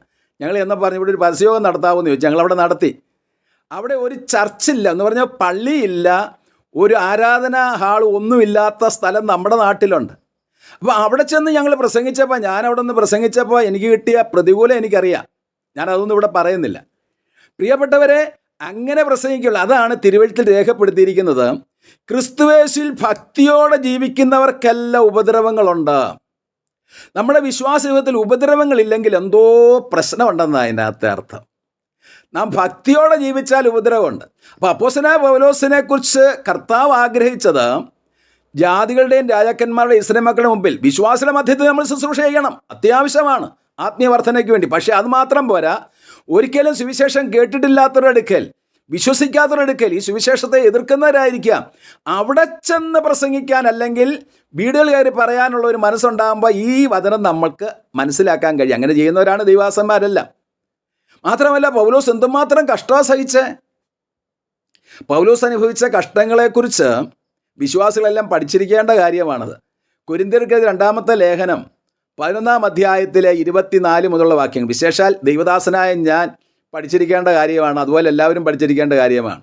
അവിടെ പൗലോസ് അനുഭവിച്ച കഷ്ടങ്ങളെക്കുറിച്ച് എഴുതിയിരിക്കുന്നത് 2 കൊരിന്ത്യർക്ക് 2-ാമത്തെ ലേഖനം 11-ാം അധ്യായത്തിൽ 24 മുതലുള്ള വാക്യങ്ങൾ. യഹൂദന്മാരിൽ 1 കുറയ 40 അടി 5 പ്രാവശ്യം കൊണ്ടു. അപ്പം 40 - 1 39 അടി. 39 ഗുണം 5 195 അടി കൊണ്ട്. ഇവിടെ ഒരടി കൊണ്ടാൽ എന്തോ ബഹളമായിരിക്കും അല്ലേ. പൗലോസ് 195 അടി കൊണ്ടു. പിന്നെ 3 പ്രാവശ്യം കോലിനാൽ അടിക്കപ്പെട്ടു. എന്ന് പറഞ്ഞാൽ ലാത്തി ചാർജ് പോലുള്ളതാണ്. കോലിനാൽ അടിക്കപ്പെട്ടു. അറിയാവുന്ന പോലീസുകാർ ലാത്തി കൊണ്ട് അടിച്ച് നമ്മൾ കാണുന്നതല്ലേ, വേദന കൊണ്ട് പൊളയും. അതുപോലെയുള്ള ഉപകരണം വെച്ചടിച്ചു. പിന്നെ 1 പ്രാവശ്യം കല്ലേറ് കൊണ്ട്, ചുമ്മാ ഒരു കല്ലെടുത്തെറിയല്ല, മരിക്കത്തക്കവണ്ണം, മരിച്ചു പോയെന്ന് തോന്നത്തക്കവണ്ണം കല്ലേറ് കൊണ്ടു. 1 രാപ്പകലൊക്കെ വെള്ളത്തിൽ കഴിച്ചു. 3 പ്രാവശ്യം കപ്പൽ ഛേദത്തിലകപ്പെട്ടു. പിന്നെ നദിയിലെ ആപത്ത്, കാട്ടിലെ ആപത്ത്, കടലിലെ ആപത്ത്, പിന്നെ സ്വന്തം സഹോദരന്മാരുടെ ആപത്ത്. അതാ പൗലോസ് സഹിക്കാൻ വയ്യാഞ്ഞത്. പിന്നെ കള്ള സഹോദരന്മാരുടെ ആപത്ത്, പലവട്ടം പട്ടിണി, പൈതാഹം. ഈ കഷ്ടതയെല്ലാം പൗലോസ് എങ്ങനെയാണ് അനുഭവിച്ചത്? സന്തോഷത്തോടെ സഹിച്ചു. എന്താ കാരണം? കർത്താവിനെ അനുഗമിച്ചത് കൊണ്ടാണ്. മുമ്പിൽ വെച്ചിരുന്ന സന്തോഷം. പൗലോസ് അതിനെക്കുറിച്ച്, ഈ കഷ്ടതയെക്കുറിച്ച് പൗലോസ് എന്താ പറയുന്നത്? അദ്ദേഹത്തിൻ്റെ ഭാഷയെ നമുക്കൊന്ന് നോക്കാം. കൊരിന്ത്യർക്ക് 2-ാമത്തെ ലേഖനം 4-ാം അധ്യായത്തിലുണ്ട്. നൊടി നേരത്തേക്കുള്ള ലഘുവായ കഷ്ടം അത്യന്ത അനവധി ദേശത്തിൻ്റെ നിത്യഘനം കാണുന്നു. കണ്ടോ, ഈ കഷ്ടമെല്ലാം നൊടി നേരത്തേക്കുള്ള ലഘുവായ കഷ്ടം. അപ്പോൾ അദ്ദേഹത്തിൻ്റെ മുമ്പിൽ എന്താ ഇരിക്കുന്നത്? അത്യന്ത അനവധി ദേശത്തിൻ്റെ നിത്യഘനം. അതുകൊണ്ട് തുടർന്ന് അദ്ദേഹം ഇങ്ങനെ എഴുതിയിരിക്കുന്നത് 2 കൊരിന്ത്യർ 4-17 വാക്യങ്ങളുണ്ട്. ഞങ്ങൾ കാണുന്നതിനെ അല്ല, കാണാത്തതിനെ അത്രേ നോക്കി പാർക്കുന്നത്. കാണുന്നതൊക്കെ താൽക്കാലികം, കാണാത്തതോ നിത്യം. Praise the Lord. അപ്പോൾ പൗലോസ് അപ്പോസ്തലൻ ഈ കഷ്ടത സന്തോഷത്തോടെ സഹിച്ചതിൻ്റെ കാരണം കർത്താവിനെ നോക്കിയിട്ടാണ്. തൻ്റെ മുമ്പിൽ വെച്ചിരുന്ന സന്തോഷമോർത്ത കർത്താവിനെ നോക്കിയപ്പോൾ പൗലോസ് തൻ്റെ മുമ്പിൽ വെച്ചിരിക്കുന്ന വലിയ പ്രത്യാശയോർത്ത്, പൗലോസിൻ്റെ പ്രവർത്തനം മൂലം ലഭിക്കുന്ന വിശ്വാസികളൊക്കെ പൗലോസ് കണ്ടുകൊണ്ടായിരുന്നു ചെയ്തത്. അത് മനസ്സിലാക്കണമെങ്കിൽ 1 തെസ്സലോനിക്കർ 2-ാം അധ്യായത്തിൻ്റെ 19-ാമത്തെ വാക്യം, തെസ്സലോനിക്കർക്ക് എഴുതിയ 1-ാമത്തെ ലേഖനം 2-ാം അധ്യായത്തിലെ 19-ാമത്തെ വാക്യം. നമ്മുടെ കർത്താവായ യേശുക്രിസ്തുവിന് മുമ്പാകെ അവൻ്റെ പ്രത്യക്ഷതയിൽ ഞങ്ങളുടെ ആശയോ സന്തോഷമോ പ്രശംസാകിരീടമോ ആരാകുന്നു, നിങ്ങളുമല്ലയോ. അപ്പോൾ പൗലോസിൻ്റെ ഹൃദയത്തിൽ എന്തായിരുന്നു? യേശുക്രിസ്തുവിൻ്റെ മഹത്വ പ്രത്യക്ഷത, യേശുക്രിസ്തുവിന് മുമ്പാകെ നിൽക്കുന്ന ആ സമാധാനം. അവിടെ എന്താ അദ്ദേഹത്തിന് കിട്ടാൻ പോകുന്നത്? ഞങ്ങളുടെ ആശയോ സന്തോഷമോ പ്രശംസാകിരീടമോ ആരാകുന്നു, നിങ്ങളുമല്ലയോ. തൻ്റെ പ്രവർത്തനത്താൽ മുന്നോട്ട് വരുന്ന ആത്മാക്കളെ കണ്ടു. അപ്പോൾ യേശുക്രിസ്തു കഷ്ടം സഹിച്ചത്, മുമ്പിൽ വെച്ചിരുന്ന സന്തോഷം സഭയെ കണ്ടുകൊണ്ടാണ്. അപ്പോസ്തലന്മാർ കഷ്ടം സഹിച്ചത്, പൗലോസ് കഷ്ടം സഹിച്ചത് തൻ്റെ പ്രവർത്തനത്താൽ മുന്നോട്ട് വരുന്ന വിശ്വാസികളെ കണ്ടുകൊണ്ട്, യേശുക്രിസ്തുവിൻ്റെ പ്രത്യക്ഷത കണ്ടുകൊണ്ടാണ്. അതുപോലെ തന്നെ പത്രോസും അങ്ങനെ തന്നെ കഷ്ടം സഹിച്ച ദൈവദാസനാണ്. എല്ലാം പറയാനുള്ള സമയമില്ല, പക്ഷേ ഇത് പഠിച്ചിരിക്കേണ്ട, ഓർത്തിരിക്കേണ്ടതുമാണ്. അപ്പോസ്തലപ്രവൃത്തി 16-ാം അധ്യായത്തിൻ്റെ 25-ാമത്തെ വാക്യം. അപ്പോസ്തലപ്രവൃത്തി 16:25. അർദ്ധരാത്രിയിൽ പൗലോസും ശീലാസും ദൈവത്തെ പാടി സ്തുതിച്ചു, തടവുകാർ ശ്രദ്ധിച്ചു കൊണ്ടിരുന്നു. അർദ്ധരാത്രിയിൽ പൗലോസും ശീലാസും ദൈവത്തെ പാടി സ്തുതിച്ചു, തടവുകാർ ശ്രദ്ധിച്ചു കൊണ്ടിരുന്നു. ആ വേദഭാഗത്തിൻ്റെ പശ്ചാത്തലം അപ്പോസ്തലപ്രവൃത്തി 16-ാം അധ്യായം പഠിച്ചാൽ അറിയാം അല്ലേ. പകൽ സമയത്തൊക്കെ അപ്പോസ്തലന്മാർ പരസ്യയോഗത്തിലൊക്കെ പ്രസംഗിച്ചു. നാട്ടുകാർ പിടിച്ച് അടിക്കുകയും ഇടിക്കുകയും ഉപദ്രവിക്കുകയും ചെയ്തു. പിന്നെ അധികാരസ്ഥന്മാർന്ന് വന്ന് അവരെ കൊണ്ടുവന്ന് ജയിലിൽ കൊണ്ടുവന്ന് കാലാമത്തിലിട്ട് പൂട്ടി. ഇന്ന് വടക്കേന്ത്യയിൽ അതാണ് നടക്കുന്നത്. നാട്ടുകാരെടുത്ത് അടിച്ചിട്ട് പിന്നെ പോലീസുകാർ ഉപദ്രവിക്കും, കൊണ്ടുവന്ന് ജയിലിലിടും. ഇതുപോലെ അപ്പോസ്തലന്മാരെ കൊണ്ടുവന്ന് ജയിലിട്ട് കാലാമത്തിലിട്ട് പൂട്ടുക എന്ന് പറഞ്ഞാൽ വേദനാജനകമായ അനുഭവമാണ്. ഈ ആൻഡമാൻസിലെ സെല്ലുലാർ ജയിൽ ഞാൻ ആൻഡമാൻസിൽ പോയപ്പോൾ കണ്ടതാണ്. അവിടെ കാലാമത്തിലിട്ട് പൂട്ടുന്ന സംവിധാനം അതുപോലെ അവിടെ സൂക്ഷിച്ചു വെച്ചിട്ടുണ്ട്. അത് കണ്ടപ്പോൾ വാസ്തവം പറഞ്ഞാൽ അങ്ങ് സങ്കടം തോന്നി. ഇതുപോലെ അപ്പോസ്തലന്മാരെ കാലാമത്തിലിട്ട് പൂട്ടിയപ്പോൾ തലേ ദിവസത്തെ അധ്വാനം, അടിയും പ്രയാസവും മാനസികമായിട്ടും ശാരീരികമായിട്ടും പീഡിപ്പിക്കപ്പെട്ടവർ രാത്രിയിൽ തളർന്നു കിടന്ന് ഉറങ്ങേണ്ട സ്ഥാനത്ത് അവരെന്ത് ചെയ്തു? ദൈവത്തെ പാടി സ്തുതിച്ചു. അതുകൊണ്ട് എന്താ സംഭവിച്ചത്? തടവുകാരൊക്കെ ശ്രദ്ധിച്ചു, പിന്നെ കാരാഗ്രഹപ്രമാണി രക്ഷിക്കപ്പെട്ടു. അപ്പോൾ അവരുടെ മുമ്പിൽ വെച്ചിരുന്ന സന്തോഷം അവിടെ വെച്ച് തന്നെ അവർക്ക് കാണാൻ കഴിഞ്ഞു. ഇതുപോലെ വിശ്വാസികളായ നമ്മളോട് എന്താ ആഹ്വാനം ചെയ്യുന്നത്? നമ്മുടെ ജീവിതത്തിൽ കഷ്ടം വരുമ്പോൾ നമ്മൾ ഏറ്റവും പ്രധാനമായിട്ടും പഠിച്ചിരിക്കുക മാത്രമല്ല, അറിയാം, എപ്പോഴും ഓർത്തിരിക്കേണ്ട കാര്യമാണ്. പത്രോസിൻ്റെ 1-ാമത്തെ ലേഖനം 4-ാം അധ്യായത്തിലെ 12 മുതലുള്ള വാക്യങ്ങൾ. പത്രോസിൻ്റെ 1-ാമത്തെ ലേഖനം 4-ാം അധ്യായത്തിലെ 12 മുതലുള്ള വാക്യങ്ങൾ. പ്രിയരെ, നിങ്ങളുടെ പരീക്ഷയ്ക്കായി സംഭവിക്കുന്ന അഗ്നിശോധനയെങ്കിൽ ഒരു അപൂർവ കാര്യം സംഭവിച്ചു എന്ന് വെച്ച് അതിശയിച്ചു പോകരുത്. ക്രിസ്തുവിൻ്റെ കഷ്ടങ്ങൾക്ക് പങ്കുള്ളവരാൻ തോറും സന്തോഷിച്ചുകൊള്ളുവിൻ. പിന്നെ അവൻ്റെ തേജസ്സിൻ്റെ പ്രത്യക്ഷതയിൽ ഉല്ലസിച്ച് ആനന്ദിപ്പാനിടയാകും. അപ്പം നമ്മൾ കർത്താവിൻ്റെ നാമത്തിൽ സഭാവിശ്വാസത്തിലുള്ള ബന്ധത്തിലോ സുവിശേഷ പ്രവർത്തനമുള്ള ബന്ധത്തിലോ യേശുക്രിസ്തുവിൽ വിശ്വസിച്ചെന്നുള്ള ഏക കാരണത്താൽ നമ്മൾ കഷ്ടം സഹിക്കുകയാണെങ്കിൽ നമ്മൾ സന്തോഷിച്ചുല്ലസിക്കണം. കാരണം യേശുക്രിസ്തുവിൻ്റെ പ്രത്യക്ഷയിൽ എങ്ങനെയാ? തേജസ്സുള്ള പ്രത്യക്ഷതയിൽ ഉല്ലസിച്ച് ആനന്ദിക്കും. പിന്നെന്താ എഴുതിയിരിക്കുന്ന അറിയാമോ? നിങ്ങൾ അന്യായം ചെയ്യുന്നവരായിട്ടോ പരക്കാര്യത്തിൽ ഇടപെടുന്നവരായിട്ടല്ല. എന്ന് പറഞ്ഞാൽ ആവശ്യമില്ലാത്ത വഴക്കിന് പോയിട്ടുണ്ടാകുന്ന കഷ്ടമൊന്നും ഇതിൽ ചേർക്കാൻ പറ്റത്തില്ല. നമ്മുടെ ബുദ്ധികേട് കൊണ്ടുണ്ടാകുന്നൊന്നുമല്ല. പിന്നെയോ കർത്താവിൻ്റെ നാമം സംബന്ധിച്ച്, വിശ്വാസം സംബന്ധിച്ച്, ദൈവത്തെ ആരാധിക്കുന്ന സംബന്ധിച്ച്, ഭക്തിയോടെ ജീവിക്കുന്ന സംബന്ധിച്ച് കഷ്ടം വന്നാൽ എന്ന് പറഞ്ഞാൽ സാധാരണ മനുഷ്യർക്ക് അത് അംഗീകരിക്കാൻ പറ്റത്തില്ല. ചെയ്യാത്ത തെറ്റിന് ശിക്ഷ അനുഭവിക്കുക അല്ലേ? ആൾക്കാരൊക്കെ അപവാദം പറയാം. ചെയ്യാത്ത തെറ്റിനൊക്കെ നമ്മളെക്കുറിച്ചൊക്കെ പ്രവർത്തന രംഗത്തിലൊക്കെ വലിയവരൊക്കെ പറഞ്ഞു വരുത്തുമ്പം സന്തോഷിക്കണമെന്ന്. എന്താ കാരണം?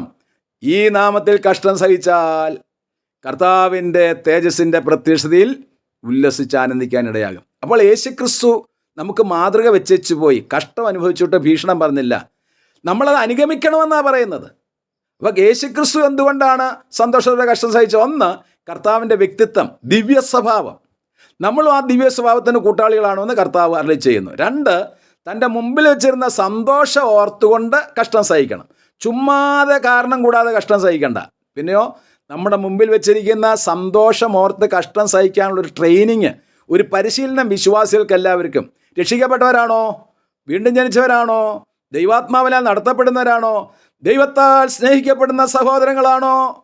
നമ്മുടെ ജീവിതത്തിൽ വരുന്ന കഷ്ടങ്ങളെ നാം കാണേണ്ടത് നമ്മുടെ മുമ്പിൽ വെച്ചിരിക്കുന്ന ആ വലിയ പ്രത്യാശ, ഭാഗ്യകരമായ പ്രത്യാശയും മഹാദൈവവും രക്ഷിതാവുമായ യേശുക്രിസ്തുവിൻ്റെ തേജസ്സേറിയ പ്രത്യക്ഷത, അവൻ്റെ തേജസ്സിൻ്റെ പ്രത്യക്ഷതയിൽ ഉല്ലസിച്ച് ആനന്ദിക്കുക എന്നുള്ള സന്തോഷം കൊണ്ട് ഹൃദയം നിറഞ്ഞു വേണം നമ്മൾ ദൈവനാമത്തിൽ കഷ്ടം സഹിക്കേണ്ടതെന്ന് നമ്മളെ പഠിപ്പിക്കുക. അതാണ് യേശുക്രിസ്തുവിനെ അനുഗമിക്കുക എന്ന് പറയുന്നതിൻ്റെ അർത്ഥം.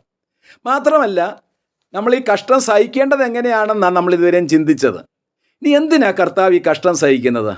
ഞാൻ ഈ രക്ഷിക്കപ്പെട്ട് കഴിഞ്ഞ് ഞങ്ങളുടെ സഭാ പശ്ചാത്തലത്തിൽ നിന്ന് ഞാൻ ഈ ബർദൻ സഭയിൽ വന്നപ്പോൾ അവിടെ നിന്ന് ഇങ്ങോട്ട് ഇറങ്ങി വന്നതിൻ്റെതായ കഷ്ടമുണ്ടായിരുന്നു, ഇങ്ങോട്ട് വന്നതിൻ്റെയും കഷ്ടമുണ്ട്. അതെന്തായാലും ഒരു വിധത്തിൽ സഹിച്ചു. പിന്നെ യേശുക്രിസ്തുവിൻ്റെ കഷ്ടത്തെക്കുറിച്ചും പഠിച്ച് പിന്നെ അങ്ങോട്ട് പഠിച്ചു വന്നപ്പോൾ ഇനി ഒത്തിരി കഷ്ടമുണ്ടെന്ന്. അതെനിക്ക് അങ്ങോട്ട് പെട്ടെന്ന് ഉൾക്കൊള്ളാൻ കഴിഞ്ഞില്ല. അപ്പോസ്തല പ്രവൃത്തി 14:22 വായിക്കുന്നത്, വചനം പഠിച്ചു വന്നപ്പോൾ അപ്പോസ്തല പ്രവൃത്തി 14:22, നാം വിശ്വാസത്തിൽ നിലനിൽക്കണമെന്നും പിന്നെ അനേക കഷ്ടങ്ങൾ കൂടി ദൈവരാജ്യത്തിൽ കിടക്കണം. എൻ്റെ ദൈവമേ, രക്ഷിക്കപ്പെട്ടപ്പോൾ കുറേ കഷ്ടം സഹിച്ചു, വേർപെട്ടപ്പോൾ കഷ്ടം സഹിച്ചു, അവിടെ നിന്ന് ഇങ്ങോട്ട് വന്നപ്പോൾ കഷ്ടം സഹിച്ചു, ഇവിടെ നിന്നപ്പോൾ കുറേ കഷ്ടം സഹിച്ചു, ഇനിയും കഷ്ടം. അതെന്താ കർത്താവേ, ഇങ്ങനെ ഒരു കഷ്ടമുണ്ടോ? ഈ ക്രിസ്ത്യാനികൾക്കാണല്ലോ കർത്താവ് ഉള്ള പീഡയെല്ലാം. ഒന്നും തിരിച്ചു പറയാതുള്ളതെല്ലാം കേൾക്കണം. ഞാൻ എൻ്റെ ബാലപ്രായത്തിൽ എന്ന് പറഞ്ഞാൽ വിശ്വാസത്തിന്റെ ബാലപ്രായത്തിൽ കർത്താവിനോട് ചോദിക്കുക, ഇതെന്തോ ഏർപ്പാടാണ് കർത്താവ്? കർത്താവ് ഇഷ്ടം പോലെ കഷ്ടം സഹിച്ചു, ഞങ്ങൾ വിശ്വസിച്ചപ്പോൾ കഷ്ടം സഹിച്ചു, ഇനി അങ്ങോട്ട് ഈ കഷ്ടമെല്ലാം സഹിക്കണോ? തിരിച്ചൊന്നും പറയാൻ പറ്റുമോ? ഒന്നും പറയാനും പറ്റത്തില്ല.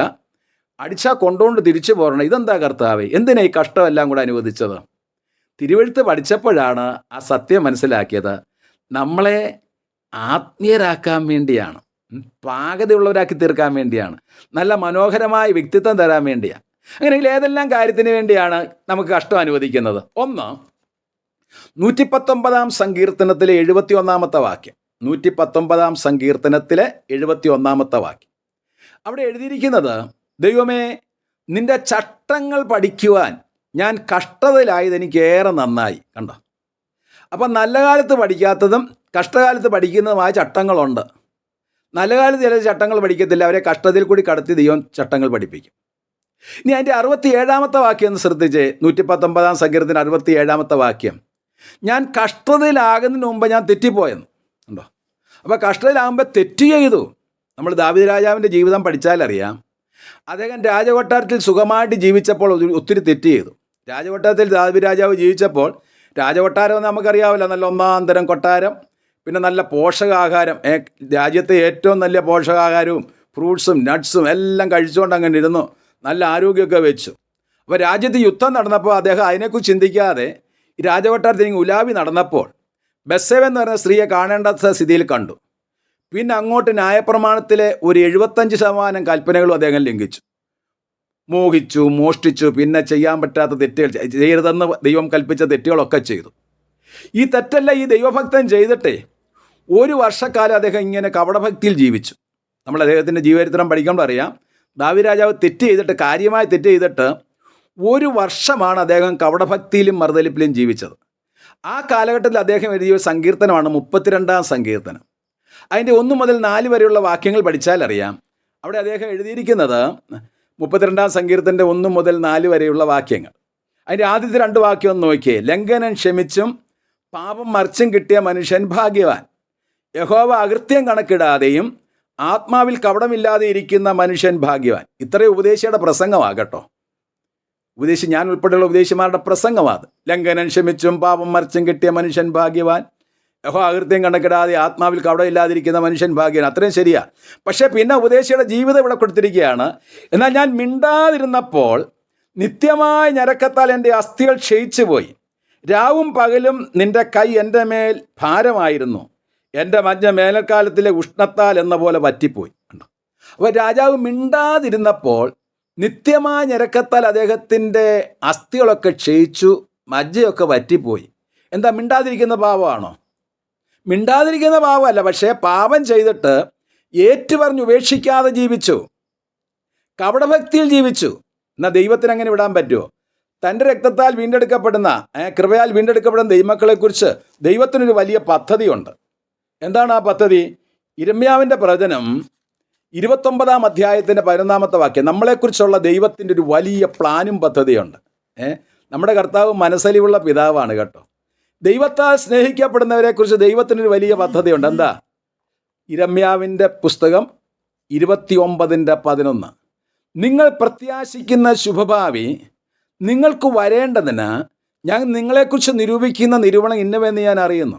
അത് തിന്മയ്ക്കായിട്ടല്ല, നന്മയ്ക്കായിട്ട് അത്രയും യഹോവയുടെ അരുളപ്പാട്. കണ്ടോ? അപ്പം ദൈവത്താൽ സ്നേഹിക്കപ്പെടുന്ന ദൈവമൊക്കെ ഒരു പ്രത്യാശയുണ്ട്. എന്താ? ഭാഗ്യകരമായ പ്രത്യാശ, മഹാദൈവം രക്ഷിതാവുമായ യേശുക്രിസ്തുവിൻ്റെ തേജസ്സേറിയ പ്രത്യക്ഷതയാണ് നമുക്കുള്ളത്. അത് നമ്മളിൽ നിറവേറ്റാൻ ദൈവം നമ്മളിങ്ങനെ നല്ല പ്രവൃത്തിയൊക്കെ ചെയ്തുകൊണ്ടിരിക്കും. ഇപ്പോൾ ദാവീദ് രാജാവിൻ്റെ പ്രത്യാശ എന്തായിരുന്നു? 27 സങ്കീർത്തനം 4 വാക്യം, സങ്കീർത്തനം 27:4. ഞാൻ ഒന്നു മാത്രം ആഗ്രഹിക്കുന്നു, അത് തന്നെ പ്രാർത്ഥിക്കുന്നു, അല്ലെങ്കിൽ ഒന്നു മാത്രം പ്രാർത്ഥിക്കുന്നു, അത് തന്നെ ആഗ്രഹിക്കുന്നു. യഹോവയുടെ മനോഹരത്വം കാണണം, അവൻ്റെ വിശുദ്ധ മന്ദിരം ധ്യാനിക്കണം, എൻ്റെ ആയുഷ്കാലം മൊത്തം യഹോവയുടെ ആലയത്തിൽ വസിക്കണം. ഈ അന്യായം ചെയ്ത, കൊലപാതകം ചെയ്ത ദാവീദിന് എങ്ങനെയാണ് കർത്താവിൻ്റെ മുഖത്ത് നോക്കാൻ പറ്റുമോ? 1 വർഷം ഇങ്ങനെ അങ്ങ് ജീവിച്ചു. പക്ഷേ ദൈവം കരുണാസമ്പന്ന, ദാവീദിനെ അങ്ങനെ വിടത്തില്ല. കാരണം അദ്ദേഹം ദൈവത്താൽ സ്നേഹിക്കപ്പെട്ട ദൈവദാസനാണ്. അതുകൊണ്ട് അദ്ദേഹത്തെ ശരിയാക്കിയെടുക്കുവാൻ ദൈവത്തിന് ഒരു പദ്ധതിയൊക്കെ തയ്യാറാക്കി. എന്താ? നാഥാം പ്രവാചകനെ അദ്ദേഹത്തിൻ്റെ അടുക്കിലേക്ക് അയച്ചിട്ട് അദ്ദേഹത്തിൻ്റെ തെറ്റിനെക്കുറിച്ച് പറഞ്ഞു. ദൃഷ്ടാന്ത സഹിതമാണ് അത് പറഞ്ഞത്. തെറ്റ് ചെയ്ത ഒരു മനുഷ്യനെക്കുറിച്ചാണ് പറഞ്ഞത് എന്ന് പറഞ്ഞാൽ ഒരു മനുഷ്യനെ ദൃഷ്ടാന്തമായിട്ട് പറഞ്ഞു. ഇത് കേട്ടപ്പോൾ രാജാവ് പറഞ്ഞു, ആ മനുഷ്യൻ മരണയോഗ്യനാണെന്ന് പറഞ്ഞു. ഞാനത് വിശദീകരിക്കുന്നില്ല. അപ്പോൾ നാഥാം പ്രവാചകൻ പറഞ്ഞു, ആ മനുഷ്യൻ നീ തന്നെയാണെന്ന് പറഞ്ഞു. ഇതാണ് വചന ശുശ്രൂഷ. രാജാവിനോട് പറഞ്ഞു നാഥാം പ്രവാചകൻ, ആ മനുഷ്യൻ നീ തന്നെയാണ്, നീ ആ തെറ്റ് ചെയ്തവനെന്ന് പറഞ്ഞു. അത് ദാവീദ് രാജാവിൻ്റെ ഹൃദയത്തെ അങ്ങോട്ട് തകർത്ത് കളഞ്ഞു. അപ്പോൾ അദ്ദേഹം എഴുതിയൊരു സങ്കീർത്തനമാണ് 38 സങ്കീർത്തനം. അതിന് 2 മുതലുള്ള വാക്യങ്ങൾ വായിച്ചാൽ അത് മനസ്സിലാകും. ദൈവമേ, നിന്റെ അസ്ത്രങ്ങൾ എന്നിൽ തറച്ചിരിക്കുന്നു, നിന്റെ കൈ എൻ്റെ മേൽ ഭാരമായിരിക്കുന്നു.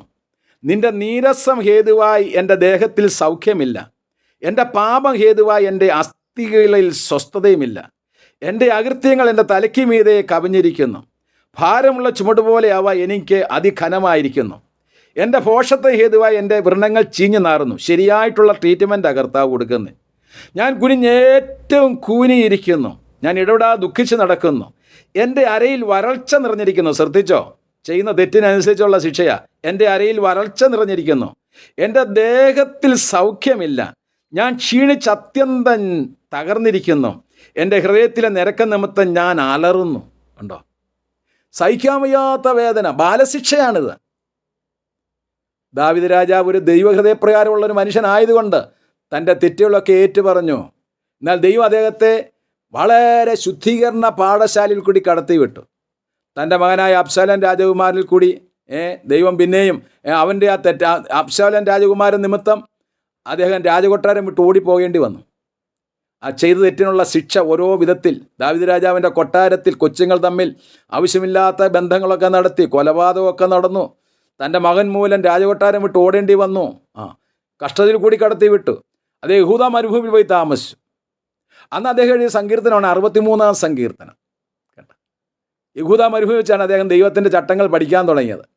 രാജകൊട്ടാരത്തിൽ വെച്ച് പഠിക്കാത്തതൊക്കെ മരുഭൂമിയിൽ വെച്ച്. മരുഭൂമി എന്ന് പറഞ്ഞാൽ നമുക്കറിയാമല്ലോ, യഹൂദ മരുഭൂമി, ഏറ്റവും വിജനമായ മരുഭൂമിയിൽ അദ്ദേഹം എഴുതിയ സങ്കീർത്തനമാണ് 63 സങ്കീർത്തനം.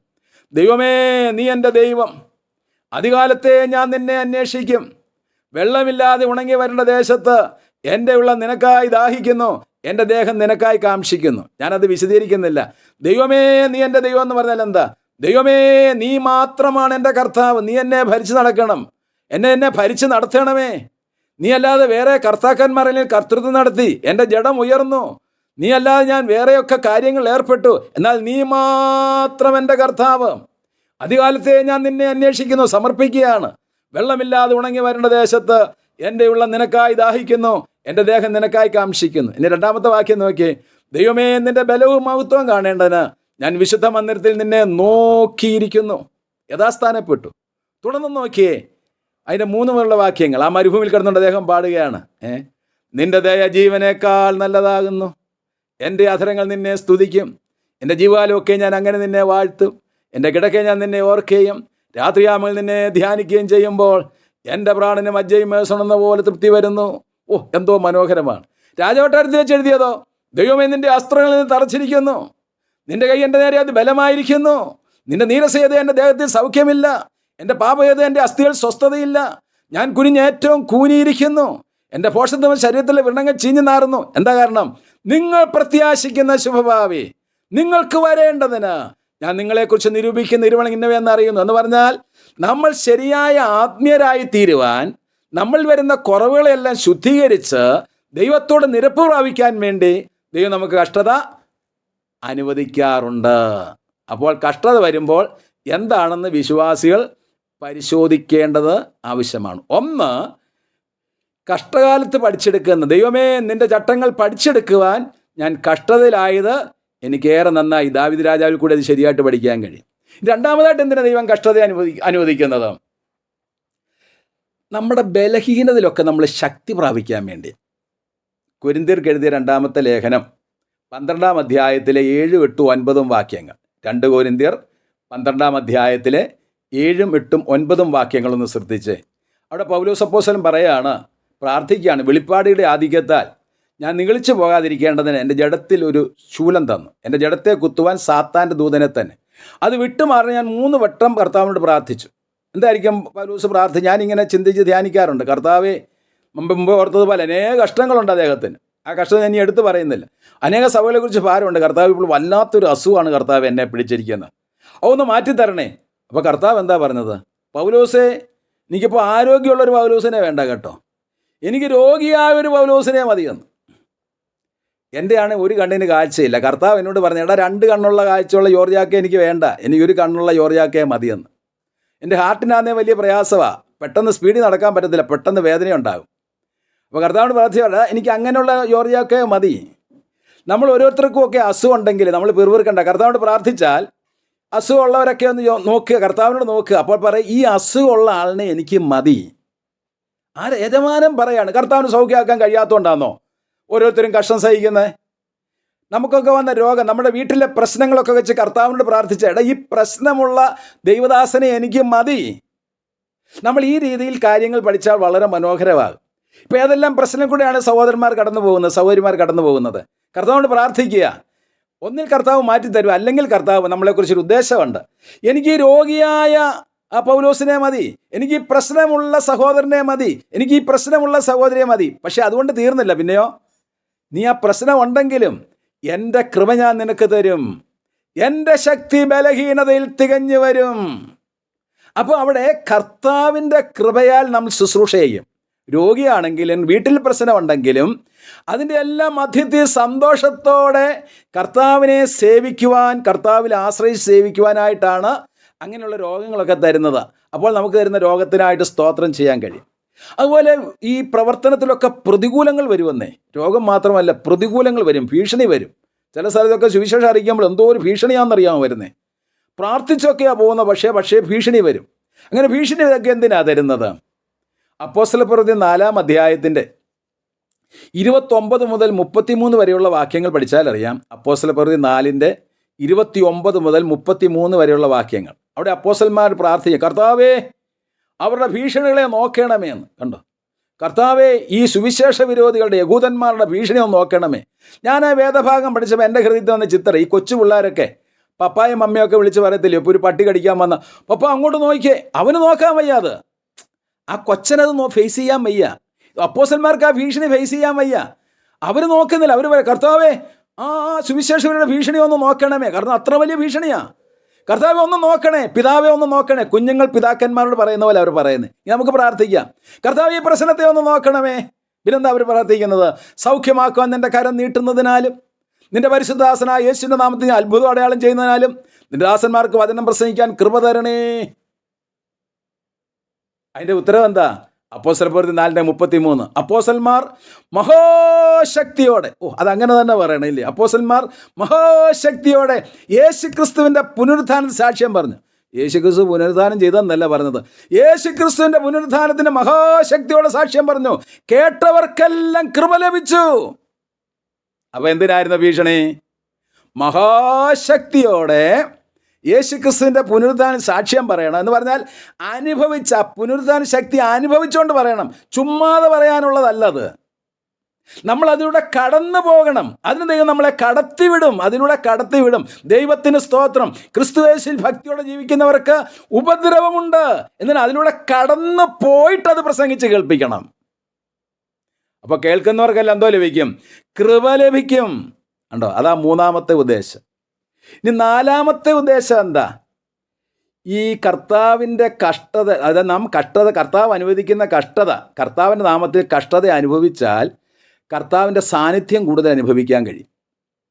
46-ാം സങ്കീർത്തനത്തിലെ 1-2 വാക്യം. 46-ാം സങ്കീർത്തനത്തിലെ 1-2 വാക്യം. ദൈവം നമ്മുടെ സങ്കേതവും ബലവുമാകുന്നു, കഷ്ടങ്ങൾ അവിടുന്ന് ഏറ്റവും അടുത്ത തുണയായിരിക്കുന്നു.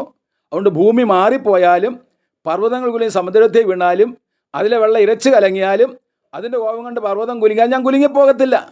എന്താ കാരണം? എൻ്റെ കർത്താവ് എൻ്റെ കൂടെയുണ്ട്. ഇത് ശുഭാപ്തി വിശ്വാസത്തിൻ്റെ വചനമാണ്, ആലങ്കാരിക ഭാഷയാണ്.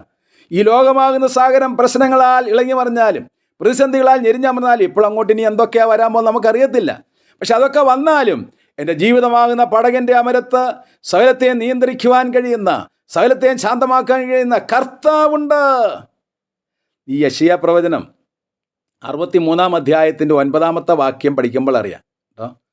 അവിടെ പറയുന്നത്, പുരാതന കാലത്തൊക്കെയും ഞാൻ അവരുടെ കൂടെ ഇരുന്നു, അവരുടെ കഷ്ടത ഞാൻ കഷ്ടപ്പെട്ടു. പ്രിയമുള്ളവരെ, നാം കർത്താവിനെ അനുഗമിക്കുന്നവരാണെങ്കിൽ, എന്ന് പറഞ്ഞാൽ കർത്താവിനെ സ്നേഹിക്കപ്പെടുന്ന, ദൈവത്താൽ സ്നേഹിക്കപ്പെടുന്ന സഹോദരന്മാർ, അവർ കർത്താവിനെ അനുഗമിക്കുമ്പോൾ കർത്താവിൻ്റെ നാമത്തിൽ വരുന്ന കഷ്ടങ്ങളൊക്കെ അനുഭവിക്കുമ്പോൾ ആ കഷ്ടതയിൽ കർത്താവ് നമ്മുടെ കൂടെ കഷ്ടപ്പെടും. മാത്രമല്ല, സഹിക്കാൻ വയ്യാത്ത കഷ്ടമാണെങ്കിലോ ഞാൻ അവരെ ചുമന്നുകൊണ്ട് നടന്നെന്ന്. വിഷമിക്കാൻ വല്ലതും ഉണ്ടോ? കഷ്ടതയിൽ കർത്താവ് നമ്മുടെ കൂടെ കഷ്ടപ്പെടും. ഇനി സഹിക്കാൻ വയ്യാത്ത ഞാൻ ചുമന്നോണ്ട് നടക്കും കേട്ടോ. സഹിക്കാൻ വയ്യാത്ത കഷ്ടതയാണെങ്കിൽ ചുമന്നോണ്ട് നടക്കും. കഷ്ടത നല്ലതാണോ? ദൈവം നമ്മുടെ സങ്കേതവും ബലവുമാകുന്നു. കഷ്ടങ്ങൾ അവിടുന്ന് ഏറ്റവും അടുത്ത തുണയാണ്. ഇനി അടുത്തതായിട്ട് ദൈവം നമുക്ക് കഷ്ടത അനുവദിക്കുന്നതിൻ്റെ അടുത്ത ഉദ്ദേശമെന്ന് പറയുന്നത്, അതിൻ്റെ 5ാമത്തെ ഉദ്ദേശം, ഈ കഷ്ടതയിലിരിക്കുന്ന ആശ്വസിപ്പാൻ നമ്മളെ യോഗ്യതയുള്ളവരാക്കി തീർക്കാൻ വേണ്ടിയാണ് കേട്ടോ. ദൈവദാസന്മാരൊക്കെ മറ്റുള്ളവരെ ആശ്വസിപ്പിക്കുന്നവരായി തീർന്നു. അതിന് നമുക്കൊരു ഡിഗ്രി ആവശ്യമാണ്. കൊരിന്ത്യർക്കെഴുതിയ 2-ാമത്തെ ലേഖനം 1-ാം അധ്യായത്തിലെ 4-ാമത്തെ വാക്യം. കൊരിന്ത്യർക്കെഴുതിയ 2-ാമത്തെ ലേഖനം 1-ാം അധ്യായത്തിലെ 4-ാമത്തെ വാക്യം. ദൈവം ഞങ്ങളെ ആശ്വസിപ്പിക്കുന്ന ആശ്വാസം കൊണ്ട് യാതൊരു കഷ്ടത്തിലുള്ളവരെ ആശ്വസിപ്പാൻ ശക്തരാകേണ്ടതിന് അവൻ ഞങ്ങൾക്കുള്ള കഷ്ടങ്ങളൊക്കെ അവൻ ഞങ്ങളെ ആശ്വസിപ്പിക്കുന്നു. ഉണ്ടോ? അപ്പോൾ അപ്പോസ്തലനായ പൗലോസ് പറയാ, ഞങ്ങൾക്ക് ഇഷ്ടം പോലെ കഷ്ടം വന്നു. കഷ്ടം വന്നപ്പോൾ ഞങ്ങൾ പ്രാർത്ഥിച്ചു, കർത്താവേ, ഈ കഷ്ടതയുടെ ഉദ്ദേശം എന്താണ്? പിറുപിറുത്തില്ല കേട്ടോ. കഷ്ടത വരുമ്പോൾ പിറുപിറുക്കരുത്, ഭയങ്കര പരാജയമാണ്. പിന്നെ കഷ്ടത വരുമ്പോൾ കർത്താവിനോട് പ്രാർത്ഥിക്കണം, ചോദിക്കണം, എന്തിനാ കർത്താവ് ഇപ്പോൾ ഈ കഷ്ടത അനുവദിച്ചത്? അപ്പോൾ കർത്താവ് നമുക്ക് അതിനുള്ള ഉത്തരം തരും. പ്രാർത്ഥിക്കുമ്പോൾ നമുക്ക് കൃപ തരും. അങ്ങനെ കൃപ ലഭിച്ചവർ, ഇപ്പം സഭയിലൊക്കെ കഷ്ടം അനുഭവിക്കുന്ന ഒരു സഹോദരനോ സഹോദരി ഉണ്ടെങ്കിൽ അവിടെയൊക്കെ ചെന്ന് ഈ എക്സ്പീരിയൻസ് ഉള്ളവരൊന്ന് പ്രാർത്ഥിച്ചാൽ മതി, അവർക്ക് ആശ്വാസം ലഭിക്കും. അപ്പോൾ കഷ്ടതയുള്ളവരെ ആശ്വസിപ്പാൻ നമ്മളെ ശക്തരാക്കുകയാണ്. ജീവിതത്തിൽ ഒരു കഷ്ടതയും വരുത്തില്ല വേണ്ട എന്ന് പറയുന്ന ഒരു വിശ്വാസിയാണെന്നിരിക്കട്ടെ സാങ്കല്പികമായിട്ട്. ഇനി കഷ്ടത വന്നാൽ പിറുപിറുക്കുന്ന ആളാന്നിരിക്കട്ടെ, അവർക്കൊരിക്കലും ഒരാളിനെ ആശ്വസിപ്പിക്കാൻ ദൈവം ആരെയും എടുത്ത് ഉപയോഗിക്കത്തില്ല. മനസ്സിലായോ? നമ്മുടെ ജീവിതം പാഴായിപ്പോവും. അപ്പോൾ നമ്മുടെ പ്രയാസപ്പെട്ട് കിടക്കുന്ന ഒരു സഹോദരൻ, ദുഃഖിതനായ ഒരു സഹോദരൻ, അല്ലെ ദുഃഖിതയായ ഒരു സഹോദരൻ അടുത്ത് നമ്മൾ പ്രാർത്ഥിക്കുമ്പോൾ അവർക്ക് ആശ്വാസം ലഭിക്കണമെങ്കിൽ, അതിനായിട്ട് ദൈവം നമ്മളെ അടുത്ത് ഉപയോഗിക്കണമെങ്കിൽ, ഒന്നാമത് നമുക്ക് കഷ്ടത വരണം. ആ കഷ്ടത വരുമ്പോൾ നാം പ്രാർത്ഥിച്ചിട്ട് അതിന് കൃപ പ്രാപിക്കണം. അങ്ങനെ കൃപ പ്രാപിച്ചാൽ അങ്ങനെയുള്ളൊരു സഹോദരൻ, അങ്ങനെയുള്ളൊരു സഹോദരി ആ വീട്ടിൽ ചെന്ന് ഒന്ന് പറഞ്ഞാൽ മതി, സഹോദരാ, എനിക്ക് ഇന്നതുപോലെ കഷ്ടത വന്നു, ഞാൻ മുട്ടുമേൽ നിന്ന് പ്രാർത്ഥിച്ചു, ദൈവം എനിക്ക് ധാരാളം കൃപ തന്നു. അനുഭവിച്ച ആളാണ് അത് പറയുന്നതെങ്കിൽ തീർച്ചയായിട്ടും ആ കഷ്ടം സഹിക്കുന്നവർക്ക് ആശ്വാസം ലഭിച്ചിരിക്കും. ഒരു കഷ്ടവും വേണ്ടാന്ന് പറഞ്ഞിരിക്കുന്ന ഒരാളിന് അങ്ങനെയുള്ള ഒരു ജോലി ചെയ്യാനുള്ള യോഗ്യത ഇല്ല. അപ്പോൾ കഷ്ടത തരുന്നത് നല്ലതാണോ? പിന്നെ എത്ര പേരെ ആശ്വസിപ്പിക്കുവാൻ, ചെന്ന് പ്രാർത്ഥിക്കുവാൻ, അവർക്ക് ആശ്വാസം കൊടുക്കുവാൻ. നമ്മുടെ കർത്താവ് മനസ്സലിയുള്ള പിതാവും സർവ്വാശ്വാസവും നൽകുന്ന ദൈവമാണ്. ആ ദൈവത്താൽ സ്നേഹിക്കപ്പെടുന്ന കർത്താവിനെ അനുഗമിക്കുമ്പോൾ മറ്റുള്ളവരെ ആശ്വസിപ്പാനുള്ള യോഗ്യത കർത്താവ് നമുക്ക് തരും. ഇനി അടുത്തതായിട്ട് എന്തിനാ കർത്താവ് നമുക്ക് കഷ്ടത തരുന്നത്? നമ്മളെ അനുമോദിക്കാൻ വേണ്ടിയാണ് കേട്ടോ. ഈ പിതാക്കന്മാരൊക്കെ മക്കളെയൊക്കെ അനുമോദിച്ച് പറയും. ഒരു പിതാവിനോട് പറഞ്ഞു, എൻ്റെ മോനായോണ്ട് പറയുന്നതല്ല സഹോദര, അവൻ നല്ലതായിട്ട് പാട്ട് പാടുന്നവനാ. എന്താ അങ്ങനെ പറയാൻ കാരണം? എല്ലാ മാതാപിതാക്കളും കുഞ്ഞുങ്ങളുടെ കഴിവിനെക്കുറിച്ച് ഇങ്ങനെ അനുമോദിച്ച് പറയും. അത് കുഞ്ഞുങ്ങളുള്ള വാത്സല്യം കൊണ്ടാണ് അങ്ങനെ പറയുന്നത്, ഇല്ലേ? ഏത് മാതാപിതാക്കളും കുഞ്ഞുങ്ങൾക്കൊരു ചെറിയ കഴിവുണ്ടെങ്കിൽ എടുത്ത് പറയും, അതിൽ അവർ സന്തോഷിക്കും. നമ്മുടെ പിതാവോ സ്വർഗീയ പിതാവ്, മനസ്സലിവുള്ള പിതാവ്, നമ്മളെക്കുറിച്ചൊക്കെ ഇങ്ങനെ അനുമോദിച്ച് പറയാൻ കർത്താവിന് ഒത്തിരി ഇഷ്ടമാണ്. അത് മനസ്സിലാക്കണമെങ്കിൽ വെളിപ്പാട് പുസ്തകം 2-ാം അധ്യായത്തിലെ 13-ാമത്തെ വാക്യം നോക്കുക. വെളിപ്പാട് പുസ്തകം 2-ാം അധ്യായത്തിലെ 13-ാമത്തെ വാക്യം. പെർഗമോസിലെ സഭയുടെ ദൂതൻ എഴുതുക, നീ എവിടെ പാർക്കുന്നു അത് സാത്താൻ്റെ സിംഹാസനം ഉള്ളയിടം തന്നെ. കണ്ടോ? എന്താ സാത്താൻ്റെ സിംഹാസനം ഉള്ളയിടം എന്ന് പറഞ്ഞാൽ? പത്രോസിൻ്റെ 1-ാമത്തെ ലേഖനം 5-ാം അധ്യായത്തിൻ്റെ 8-ാമത്തെ വാക്യം. സാത്താൻ അലറുന്ന സിംഹം എന്ന പോലെ ആരെയും വിഴുങ്ങേണ്ടു. 1 പത്രോസ് 5:8. സാത്താൻ അലറുന്ന സിംഹം എന്ന പോലെ ആരെയും വിഴുങ്ങേണ്ടു. വിശ്വാസികളെ ഉപദ്രവിക്കുന്ന കാര്യത്തിൽ മുമ്പിൽ നിൽക്കുന്ന ആളാണല്ലോ സാത്താൻ. അപ്പോൾ ഇവിടെ പെർഗമോസിലെ സഭ എന്ത് ചെയ്തു? ഭയങ്കര പ്രതികൂലങ്ങൾ കടന്നുപോയി. അപ്പോൾ കർത്താവ് പറയാണ്, നീ എവിടെ പാർക്കുന്നു എന്ന് ഞാൻ അറിയുന്നു. അത് സാത്താൻ്റെ സിംഹാസനം എന്ന് പറഞ്ഞാൽ നീ കഷ്ടതയുടെ മധ്യത്തിലാണെന്ന് എനിക്കറിയാം കുഞ്ഞേ. അനേക സഹോദരീ സഹോദരന്മാരുടെ പ്രശ്നം എന്താണെന്നറിയാമോ? അവർ കഷ്ടം സഹിക്കുന്നതല്ല, അതാരും അറിയുന്നില്ലല്ലോ എന്നുള്ളതാണ്. എത്രയോ ഗ്രഹനാഥന്മാർ എന്നോട് പറഞ്ഞിട്ടുണ്ട്, ഞാൻ എൻ്റെ കുടുംബത്തിന് വേണ്ടി എന്തുമാത്രം കഷ്ടപ്പെട്ടു, പക്ഷേ എൻ്റെ ഭാര്യയും മക്കളൊന്നും അറിയുന്നില്ലല്ലോ സഹോദര. പല ദൈവദാസന്മാർ പറഞ്ഞിട്ടുണ്ട്, ഞാൻ എൻ്റെ സഭയ്ക്ക് വേണ്ടി എന്തെല്ലാം കഷ്ടം സഹിച്ചു, അത് വിശ്വാസികളൊന്നും മനസ്സിലാക്കുന്നില്ലല്ലോ സഹോദര. അപ്പോൾ കഷ്ടം സഹിക്കുന്നതാണോ പ്രയാസം? മറ്റുള്ളവർ അറിയാത്തതാണോ? മറ്റുള്ളവർ അറിയുന്നില്ല എന്നുള്ളതാണ് മാനസിക പ്രയാസം. എന്നാൽ അറിയേണ്ട കർത്താവ്, പരിഹാരം തരാൻ കഴിയുന്ന കർത്താവ്. സഹോദര, സഭയ്ക്ക് വേണ്ടി കഷ്ടം സഹിക്കുന്നോ? കുടുംബത്തിന് വേണ്ടി കഷ്ടം സഹിക്കുന്നോ? എങ്ങനെ സഹിക്കണം? നാം ചെയ്യുന്നതൊക്കെ മനുഷ്യർക്കെന്നല്ല, ദൈവത്തിനെന്ന പോലെ ചെയ്താൽ. കണ്ടോ, നാം സഭയ്ക്ക് വേണ്ടി അധ്വാനിക്കുമ്പോൾ, കുടുംബത്തിന് വേണ്ടി അധ്വാനിക്കുമ്പോൾ എങ്ങനെ അധ്വാനിക്കണം? കൊലോസ്യർ 3:23. കൊലോസ്യർ 3:23. നിങ്ങൾ ചെയ്യുന്നതൊക്കെയും മനുഷ്യർക്കെന്നല്ല, ദൈവത്തിനെന്ന പോലെ ചെയ്യുമ്പോൾ ഈ സത്യം നമുക്ക് അനുഭവേദ്യമാകും. നീ എവിടെ പാർക്കുന്നു? നീ പ്രതികൂലങ്ങളുടെ മധ്യത്തിലാണ്, എനിക്കറിയാം. തുടർന്ന് എന്താ കർത്താവ് പറയുന്നത്? എൻ്റെ വിശ്വസ്തനും സാക്ഷിയുമായ അന്തിപ്പാസിനെ കൊന്ന കാലത്ത് പോലും നീ എങ്കിലുള്ള വിശ്വാസം നിഷേധിച്ചിട്ടില്ലല്ലോ. അപ്പോൾ എന്തിനാ കഷ്ടം? നമ്മളെ അനുമോദിക്കാൻ വേണ്ടിയാ കേട്ടോ. അതുകൊണ്ട് കഷ്ടതയിൽ നമുക്ക് സന്തോഷിക്കാം. ഇനി 7-ാമതായിട്ട് എന്തിനാ കർത്താവ് കഷ്ടം അനുവദിക്കുന്നത്? റോമാലേഖനം 5:3. റോമർ 5:3. കഷ്ടത സഹിഷ്ണുതയും, സഹിഷ്ണുത സിദ്ധതയും, സിദ്ധത പ്രത്യാശ ഉളവാക്കുന്നു എന്ന് പറഞ്ഞാൽ നാം കഷ്ടങ്ങളിലും പ്രശംസിക്കുന്നു. കണ്ട, കഷ്ടത സഹിഷ്ണുതയും, സഹിഷ്ണുത സിദ്ധതയും, സിദ്ധത പ്രത്യാശ ഉളവാക്കുന്നു. ഓ, എത്ര മനോഹരം! ഞാൻ അത് വിശദീകരിക്കുന്നില്ല. അപ്പോൾ ദൈവം നമ്മളെ കഷ്ടതയിലൂടെ കടത്തിവിടുന്നതിൻ്റെ ഉദ്ദേശം, കഷ്ടത വരുമ്പോൾ എങ്ങനെ നേരിടണം?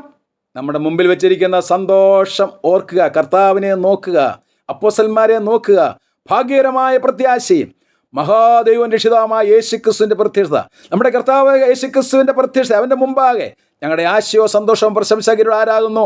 നിങ്ങളുമല്ലയോ എന്ന് പറഞ്ഞാൽ നമ്മുടെ പ്രയത്നഫലമൊക്കെ കണ്ട് ആ ഭാവിയിൽ യേശുക്രിസ്തുവിൻ്റെ പ്രത്യക്ഷതയിൽ ആ സമാഗമനം കണ്ടുകൊണ്ട് ഓരോ കഷ്ടം സഹിക്കുക. ഇനി എന്തിനു വേണ്ടിയാ കഷ്ടം? നമ്മളെ ആത്മീയരാക്കി തീർക്കാൻ വേണ്ടി, കർത്താവിൻ്റെ നല്ല ശുശ്രൂഷകന്മാരാക്കി തീർക്കാൻ വേണ്ടി, ദൈവത്താൽ സ്നേഹിക്കപ്പെട്ട സഹോദരന്മാരെന്ന് വിളിക്കാൻ വേണ്ടി തരുന്ന കഷ്ടതകൾക്കായിട്ട് സ്തോത്രം. ഇനി 5-ാമതായിട്ട് കർത്താവ് വെച്ചിരിക്കുന്ന മാതൃക, പാപം ചെയ്തിട്ടില്ല, കർത്താവിൻ്റെ വായിൽ വഞ്ചനയില്ല, തന്നെ ശകാരിച്ചിട്ട് പകരം ശകാരിച്ചില്ല, കഷ്ടം അനുഭവിച്ചിട്ട് ഭീഷണം പറഞ്ഞില്ല. പിന്നെ 5-ാമതായിട്ട് ന്യായമായി വിധിക്കുന്നവെങ്കിൽ കാര്യം ഭരമേൽപ്പിക്കുക അത്രേ ചെയ്തത്. കണ്ടോ, ന്യായമായി വിധിക്കുന്നവെങ്കിൽ കാര്യം ഭരമേൽപ്പിച്ചു. കർത്താവ് യേശുക്രിസ്തു നമുക്ക് വെച്ചു പോയ മാതൃകയാണെന്ന് ഓർക്കണം. ഇത് പഠിക്കുമ്പോൾ ഓർക്കണം, നമ്മൾ അനുകരിക്കേണ്ട കാര്യമാണ്. എന്താ? ന്യായമായി വിധിക്കുന്നവെങ്കിൽ കാര്യം ഭരമേൽപ്പിച്ചു. എന്താ കർത്താവ് ഭരമേൽപ്പിച്ച ഏറ്റവും പ്രധാന കാര്യം? സകല മനുഷ്യരെയും പാപത്തെ യേശുക്രിസ്തു ശരീരത്തിൽ ഏറ്റെടുത്തു. നമ്മുടെ കർത്താവിൻ്റെ ശരീരമെന്ന് പറയുന്നത് ഈ പാപജടത്തിൻ്റെ സാദൃശ്യത്തിലാണ് കർത്താവ് വന്നത്. പാപജടത്തിൻ്റെ സാദൃശ്യം. റോമർ 8:3. യേശുക്രിസ്തു വന്ന് നമ്മുടെ ശരീരത്തെ പോലെ ഒരു ശരീരമാണ്. കഷ്ടമൊക്കെ അതുപോലെ അനുഭവിക്കുന്ന ഒരു ശരീരമാണ്. ആ ശരീരത്തിൽ മനുഷ്യപുത്രൻ എന്ന നിലയിൽ കർത്താവ് എല്ലാം കഷ്ടം സഹിക്കുക. കർത്താവ് വന്ന്, എൻ്റെ ദൈവമേ നീ എന്നെ കൈവിട്ടിരുന്നു. അപ്പം പിതാവിൻ്റെയൊക്കെ കൂട്ടായ്മ മാറിയിട്ട് ഒരു മനുഷ്യൻ എന്ന നിലയിൽ, കാരണം ദൈവത്തിൻ്റെ കോടതിയിൽ മനുഷ്യർ പ്രതികൂട്ടിലാണ്, ആ സ്ഥാനത്തൊരു മനുഷ്യൻ തന്നെ കഷ്ടം അനുഭവിക്കണം. അത് ദൈവത്തിൻ്റെ നീതിയാണ്. അപ്പോൾ യേശുക്രിസ്തു ഒരു മനുഷ്യൻ എന്ന നിലയിൽ കഷ്ടം സഹിച്ചപ്പോൾ കർത്താവ് ഉറച്ച നിലവിളിയോടെയാണ് പ്രാർത്ഥിച്ചത്. എങ്ങനെയാണ് പ്രാർത്ഥിച്ചത്? ലൂക്കോസിന് സുവിശേഷം 22-ാം അധ്യായത്തിൻ്റെ 39 മുതൽ 42 വരെയുള്ള വാക്യങ്ങൾ പഠിച്ചാൽ അറിയാം. കർത്താവും ശിഷ്യന്മാരും പതിവ് പോലെ ഒലിമലയിൽ ചെന്നു. അവിടെ ഗസ്വനത്തോട്ടം ചെന്നപ്പോൾ ശിഷ്യന്മാരെ വിട്ടൊരു കല്ലേറ് ദൂരത്തോളം വാങ്ങിപ്പോയി മുട്ടുകുത്തി പ്രാർത്ഥിക്കാൻ തുടങ്ങി. എൻ്റെ ഉള്ളം മരണവേദന പോലെ ദുഃഖിതമായിരിക്കുന്നു, എൻ്റെ കുടലിൻ്റെ നടുവേ ഉരിയിരിക്കുന്നു, എന്നതാ വണ്ണാക്കോടെ പറ്റുന്നു, എൻ്റെ ശക്തി കൂട്ടുകഷ്ണം പോലെ ഉണങ്ങിപ്പോകുന്നു, ഞാൻ വെള്ളം പോലെ തൂങ്ങിപ്പോകുന്നു, എൻ്റെ അസ്ഥിയിലൊക്കെ എനിക്ക് എണ്ണാമെന്നുള്ള പ്രവാചക വാക്കുകളെ നിവർത്തീകരിച്ചുകൊണ്ട് ഗസ്വനത്തോട്ടത്തിൽ കവിണ് വീണ് വിയർപ്പ് ചോരത്തുള്ളിൽ ഒഴുകത്തക്കവണ്ണം പ്രാണവേദനയിൽ പ്രാർത്ഥിച്ചു. അപ്പോൾ കർത്താവ് ഇങ്ങനെയാണ് പ്രാർത്ഥിച്ചത്: പിതാവേ, കഴിയുമെങ്കിൽ ഈ പാനപാത്രം എങ്കിൽ നീക്കണമേ, എന്നാൽ ഞാൻ ഇച്ഛിക്കും പോലെയല്ല പിതാവെ അവിടുന്ന് ഇഷ്ടപ്പെടുന്ന പോലെ ഇച്ഛിക്കും പോലെ. ഓ, എന്തോ പ്രാർത്ഥനയാന്ന് നോക്കി. നന്നായി ചെയ്യുന്ന പിതാവിനെ ഏൽപ്പിച്ചു. ആ പ്രാർത്ഥനയെക്കുറിച്ച് എബ്രായ ലേഖനത്തിൽ എഴുതിയിരിക്കുന്നത്, എബ്രായ ലേഖനം 5:8, എബ്രായ ലേഖനം 5:8, ക്രിസ്തു തൻ്റെ ഐക്യ ജീവിതകാലത്ത് തന്നെ രക്ഷിപ്പാൻ കഴിയുന്നവനോട് ഉറച്ച നിലവിലോടും കണ്ണുനീരോടും കൂടെ അപേക്ഷിക്കുകയും അഭയാചന കഴിക്കുകയും ചെയ്തു. എങ്ങനെ? ഉറച്ച നിലവിലോടെ, കണ്ണുനീരോടെ. ഒരു മനുഷ്യപുത്രൻ എന്ന നിലയിൽ ഉറച്ച നിലവിലുള്ള കണ്ണുനീരോട് അപേക്ഷിച്ചു. ഭയഭക്തി നിമിത്തം ഉത്തരം ലഭിച്ചു. എന്താണ്? ആ ക്രൂശീകരണം ഭംഗിയായി നിവർത്തിക്കുവാൻ അപ്പോൾ തന്നെ കർത്താവിനെ ശക്തിപ്പെടുന്ന ദൂതനെ അയച്ചു. പിന്നെ അങ്ങോട്ടൊരു മനുഷ്യൻ എന്ന നിലയിൽ ആ വീണ്ടെടുപ്പ് കർത്താവ് സ്വന്തം രക്തത്താൽ ഒരിക്കലായിട്ട് വിശുദ്ധ മന്ദിരത്തിൽ പ്രവേശിച്ച് എന്നേക്കുമുള്ള വീണ്ടെടുപ്പ് സാധിപ്പിച്ചു. എങ്ങനെയാ? മനുഷ്യപുത്രൻ എന്ന നിലയിൽ ആ കാര്യങ്ങൾ പിതാവിനെ ഏൽപ്പിച്ചു. ന്യായമായി വിധിക്കുന്നവനെ കയ്യിൽ കാര്യം ഭരമേൽപ്പിച്ചു. ഇതുപോലെ നമ്മളെ പഠിപ്പിക്കുന്ന എന്തിനാ? നമ്മൾ കർത്താവിനെ അനുഗമിക്കുന്നവർ നമ്മുടെ ജീവിതത്തിൽ ഏത് പ്രശ്നം വന്നാലും തത്രപ്പെട്ട് കാൽ വയ്ക്കാതെ എല്ലാ കാര്യവും ദൈവത്തെ ഭരമേൽപ്പിക്കണം. ഇസ്രായേൽ മക്കളുടെ ജീവിതത്തിൽ തീർന്ന് 1 മിനിറ്റൂടെ ഉള്ളൂ. കഴിഞ്ഞ ആഴ്ച പറഞ്ഞു 5 മിനിറ്റ് എടുക്കാമെന്ന്. 1 മിനിറ്റൂടെ ഉള്ളൂ. ഇസ്രായേൽ മക്കളുടെ മരുഭൂമി യാത്രയിൽ അവരുടെ പരാജയത്തിൻ്റെ കാരണം പ്രശ്നങ്ങൾ വരുമ്പോൾ അവർ പ്രശ്നങ്ങളെ നോക്കിയിട്ട് നിലവിളിക്കും, ദൈവത്തിനെതിരായിട്ട് പ്രവർത്തിക്കും. അതിൻ്റെ റെഫറൻസ് മാത്രം പറഞ്ഞ് ഞാനങ്ങ് പോകാം. പുറപ്പാട് പുസ്തകം 14:14, പുറപ്പാട് 15:22, സംഖ്യാപുസ്തകം 20:1 മുതലുള്ള വാക്യങ്ങൾ. പ്രശ്നങ്ങൾ വരുമ്പോൾ പ്രശ്നങ്ങളെ നോക്കും. വീണ്ടെടുത്ത കർത്താവിനെ അവർ നോക്കത്തേ ഇല്ല. പ്രശ്നങ്ങളെ നോക്കി നിലവിളിക്കും, പ്രാർത്ഥിക്കത്തില്ല. പിന്നെന്ത് ചെയ്യും? ദൈവത്തിനെതിരായിട്ട് പിറുപിറുക്കും. അതുകൊണ്ട് അവരുടെ ജീവിതം ഭയങ്കര പരാജയം. എന്നാൽ മോശയോ ആ സമയത്തൊക്കെ ദൈവത്തോട് പ്രാർത്ഥിക്കും. പ്രാർത്ഥിച്ചപ്പോഴോ പ്രശ്നത്തിന് പരിഹാരമുണ്ട്. ചെങ്കലിനെ 2ആയിട്ട് വേർതിരിച്ചു, ഉണങ്ങിയ നിലത്തൂടെ നടത്തി.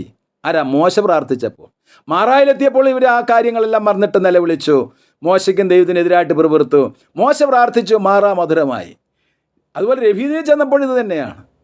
എന്താ കാരണം? അവർ ഈ സത്യം മനസ്സിലാക്കിയില്ല. എന്താ? ന്യായമായി വിധിക്കുന്നെങ്കിൽ കാര്യം പരമേൽപ്പിച്ചില്ല. സഹോദരി സഹോദരന്മാർ, പ്രശ്നം വരുമ്പോൾ ആ പ്രശ്നങ്ങളെ നോക്കും. ഉള്ള ആൾക്കാരോടെല്ലാം ഫോൺ ചെയ്ത് പറയും, ഈ കർത്താവിനെ ഒന്ന് പരമേൽപ്പിച്ചാലോ, അവൻ സകലതും അതിൻ്റെ സമയത്ത് ഭംഗിയായി ചെയ്ത് നിത്യതയും മനുഷ്യൻ്റെ ഹൃദയത്തിൽ വെച്ചിരിക്കുന്ന എല്ലാം നമുക്ക് വേണ്ടി സകലതും കരുതുന്നു. അവൻ നിങ്ങൾക്കായി കരുതുന്നതാകിയാൽ സകല ചിന്താകുലങ്ങളും അവൻ്റെ മേൽ വിട്ടുകൊള്ളുവീൻ. നിന്റെ ഭാരം യഹോവയുടെ മേൽ വെക്കുക. ഈ സത്യം പഠിക്കുക. ന്യായമായി വിധിക്കുന്നവെങ്കിൽ കാര്യം ഭരമേൽപ്പിക്കാൻ പഠിക്കുക. ദൈവത്താൽ സ്നേഹിക്കപ്പെടുന്ന സഹോദരന്മാരെ, എന്താ പറയാൻ കാരണം? 1, അവർ ദൈവത്തിൻ്റെ വചനം കൈക്കൊള്ളുന്നതിൽ, അനുസരിക്കുന്നതിൽ, സ്വീകരിക്കുന്നതിൽ മാതൃകയുള്ളവരായിരുന്നു. 2, അവർ കർത്താവിനെ അനുഗമിക്കുന്നതിൽ മാതൃകയുള്ളവരായിരുന്നു. നമ്മൾ കർത്താവ് ഒരു മാതൃക വെച്ചു, അത് നമ്മൾ ചിന്തിക്കുകയായിരുന്നു. ഈ വിലയേറിയ വചനപ്രകാരം നമ്മൾ സത്യങ്ങൾ പഠിച്ച് നമ്മൾ അതിനായിട്ട് നമ്മളെ സമർപ്പിക്കുമ്പോൾ നാം ഓരോരുത്തരും ദൈവത്താൽ സ്നേഹിക്കപ്പെടുന്ന സഹോദരന്മാരെ, എല്ലാവർക്കും കർത്താവിൻ്റെ നാമത്തിൽ നന്ദി സ്നേഹം അറിയിക്കുന്നു. കർത്താവിൻ്റെ പാദപീഠത്തെ സ്തുതിസ്തോത്രങ്ങൾ അർപ്പിച്ചുകൊണ്ട് വാക്കുകൾ നിർത്തുന്നു. ദൈവനാമം വാഴ്ത്തപ്പെടുമാറാകട്ടെ. നമ്മളെ കൽപ്പിച്ച നല്ല ആലോചനയ്ക്കായിട്ട് ദൈവത്തെ സ്തുതിക്കുന്നു. വളരെ പ്രത്യാശ ഉണർത്തുന്ന വാക്കുകൾ കേൾപ്പാനിടയായി ഞാൻ ദൈവത്തെ സ്തുതിക്കുന്നു. ഇപ്പോൾ പ്രിയ വർഗീസൂട്ടി പ്രാർത്ഥിച്ച ആശീർവാദം പറഞ്ഞ് നമുക്ക് ഞങ്ങളെ അധികമായി സ്നേഹിക്കുന്ന ഞങ്ങളുടെ സ്വർഗീയ പിതാവാം ദൈവമേ, കർത്താവേ, ഈ ദിവസത്തിന്റെ സന്ധ്യകള് അടിയങ്ങൾക്ക് ഈ സൂം പ്ലാറ്റ്ഫോമിലൂടെ ഇങ്ങനെ കൂടി വരുവാനായിട്ട് അവിടുന്ന് ഞങ്ങളെ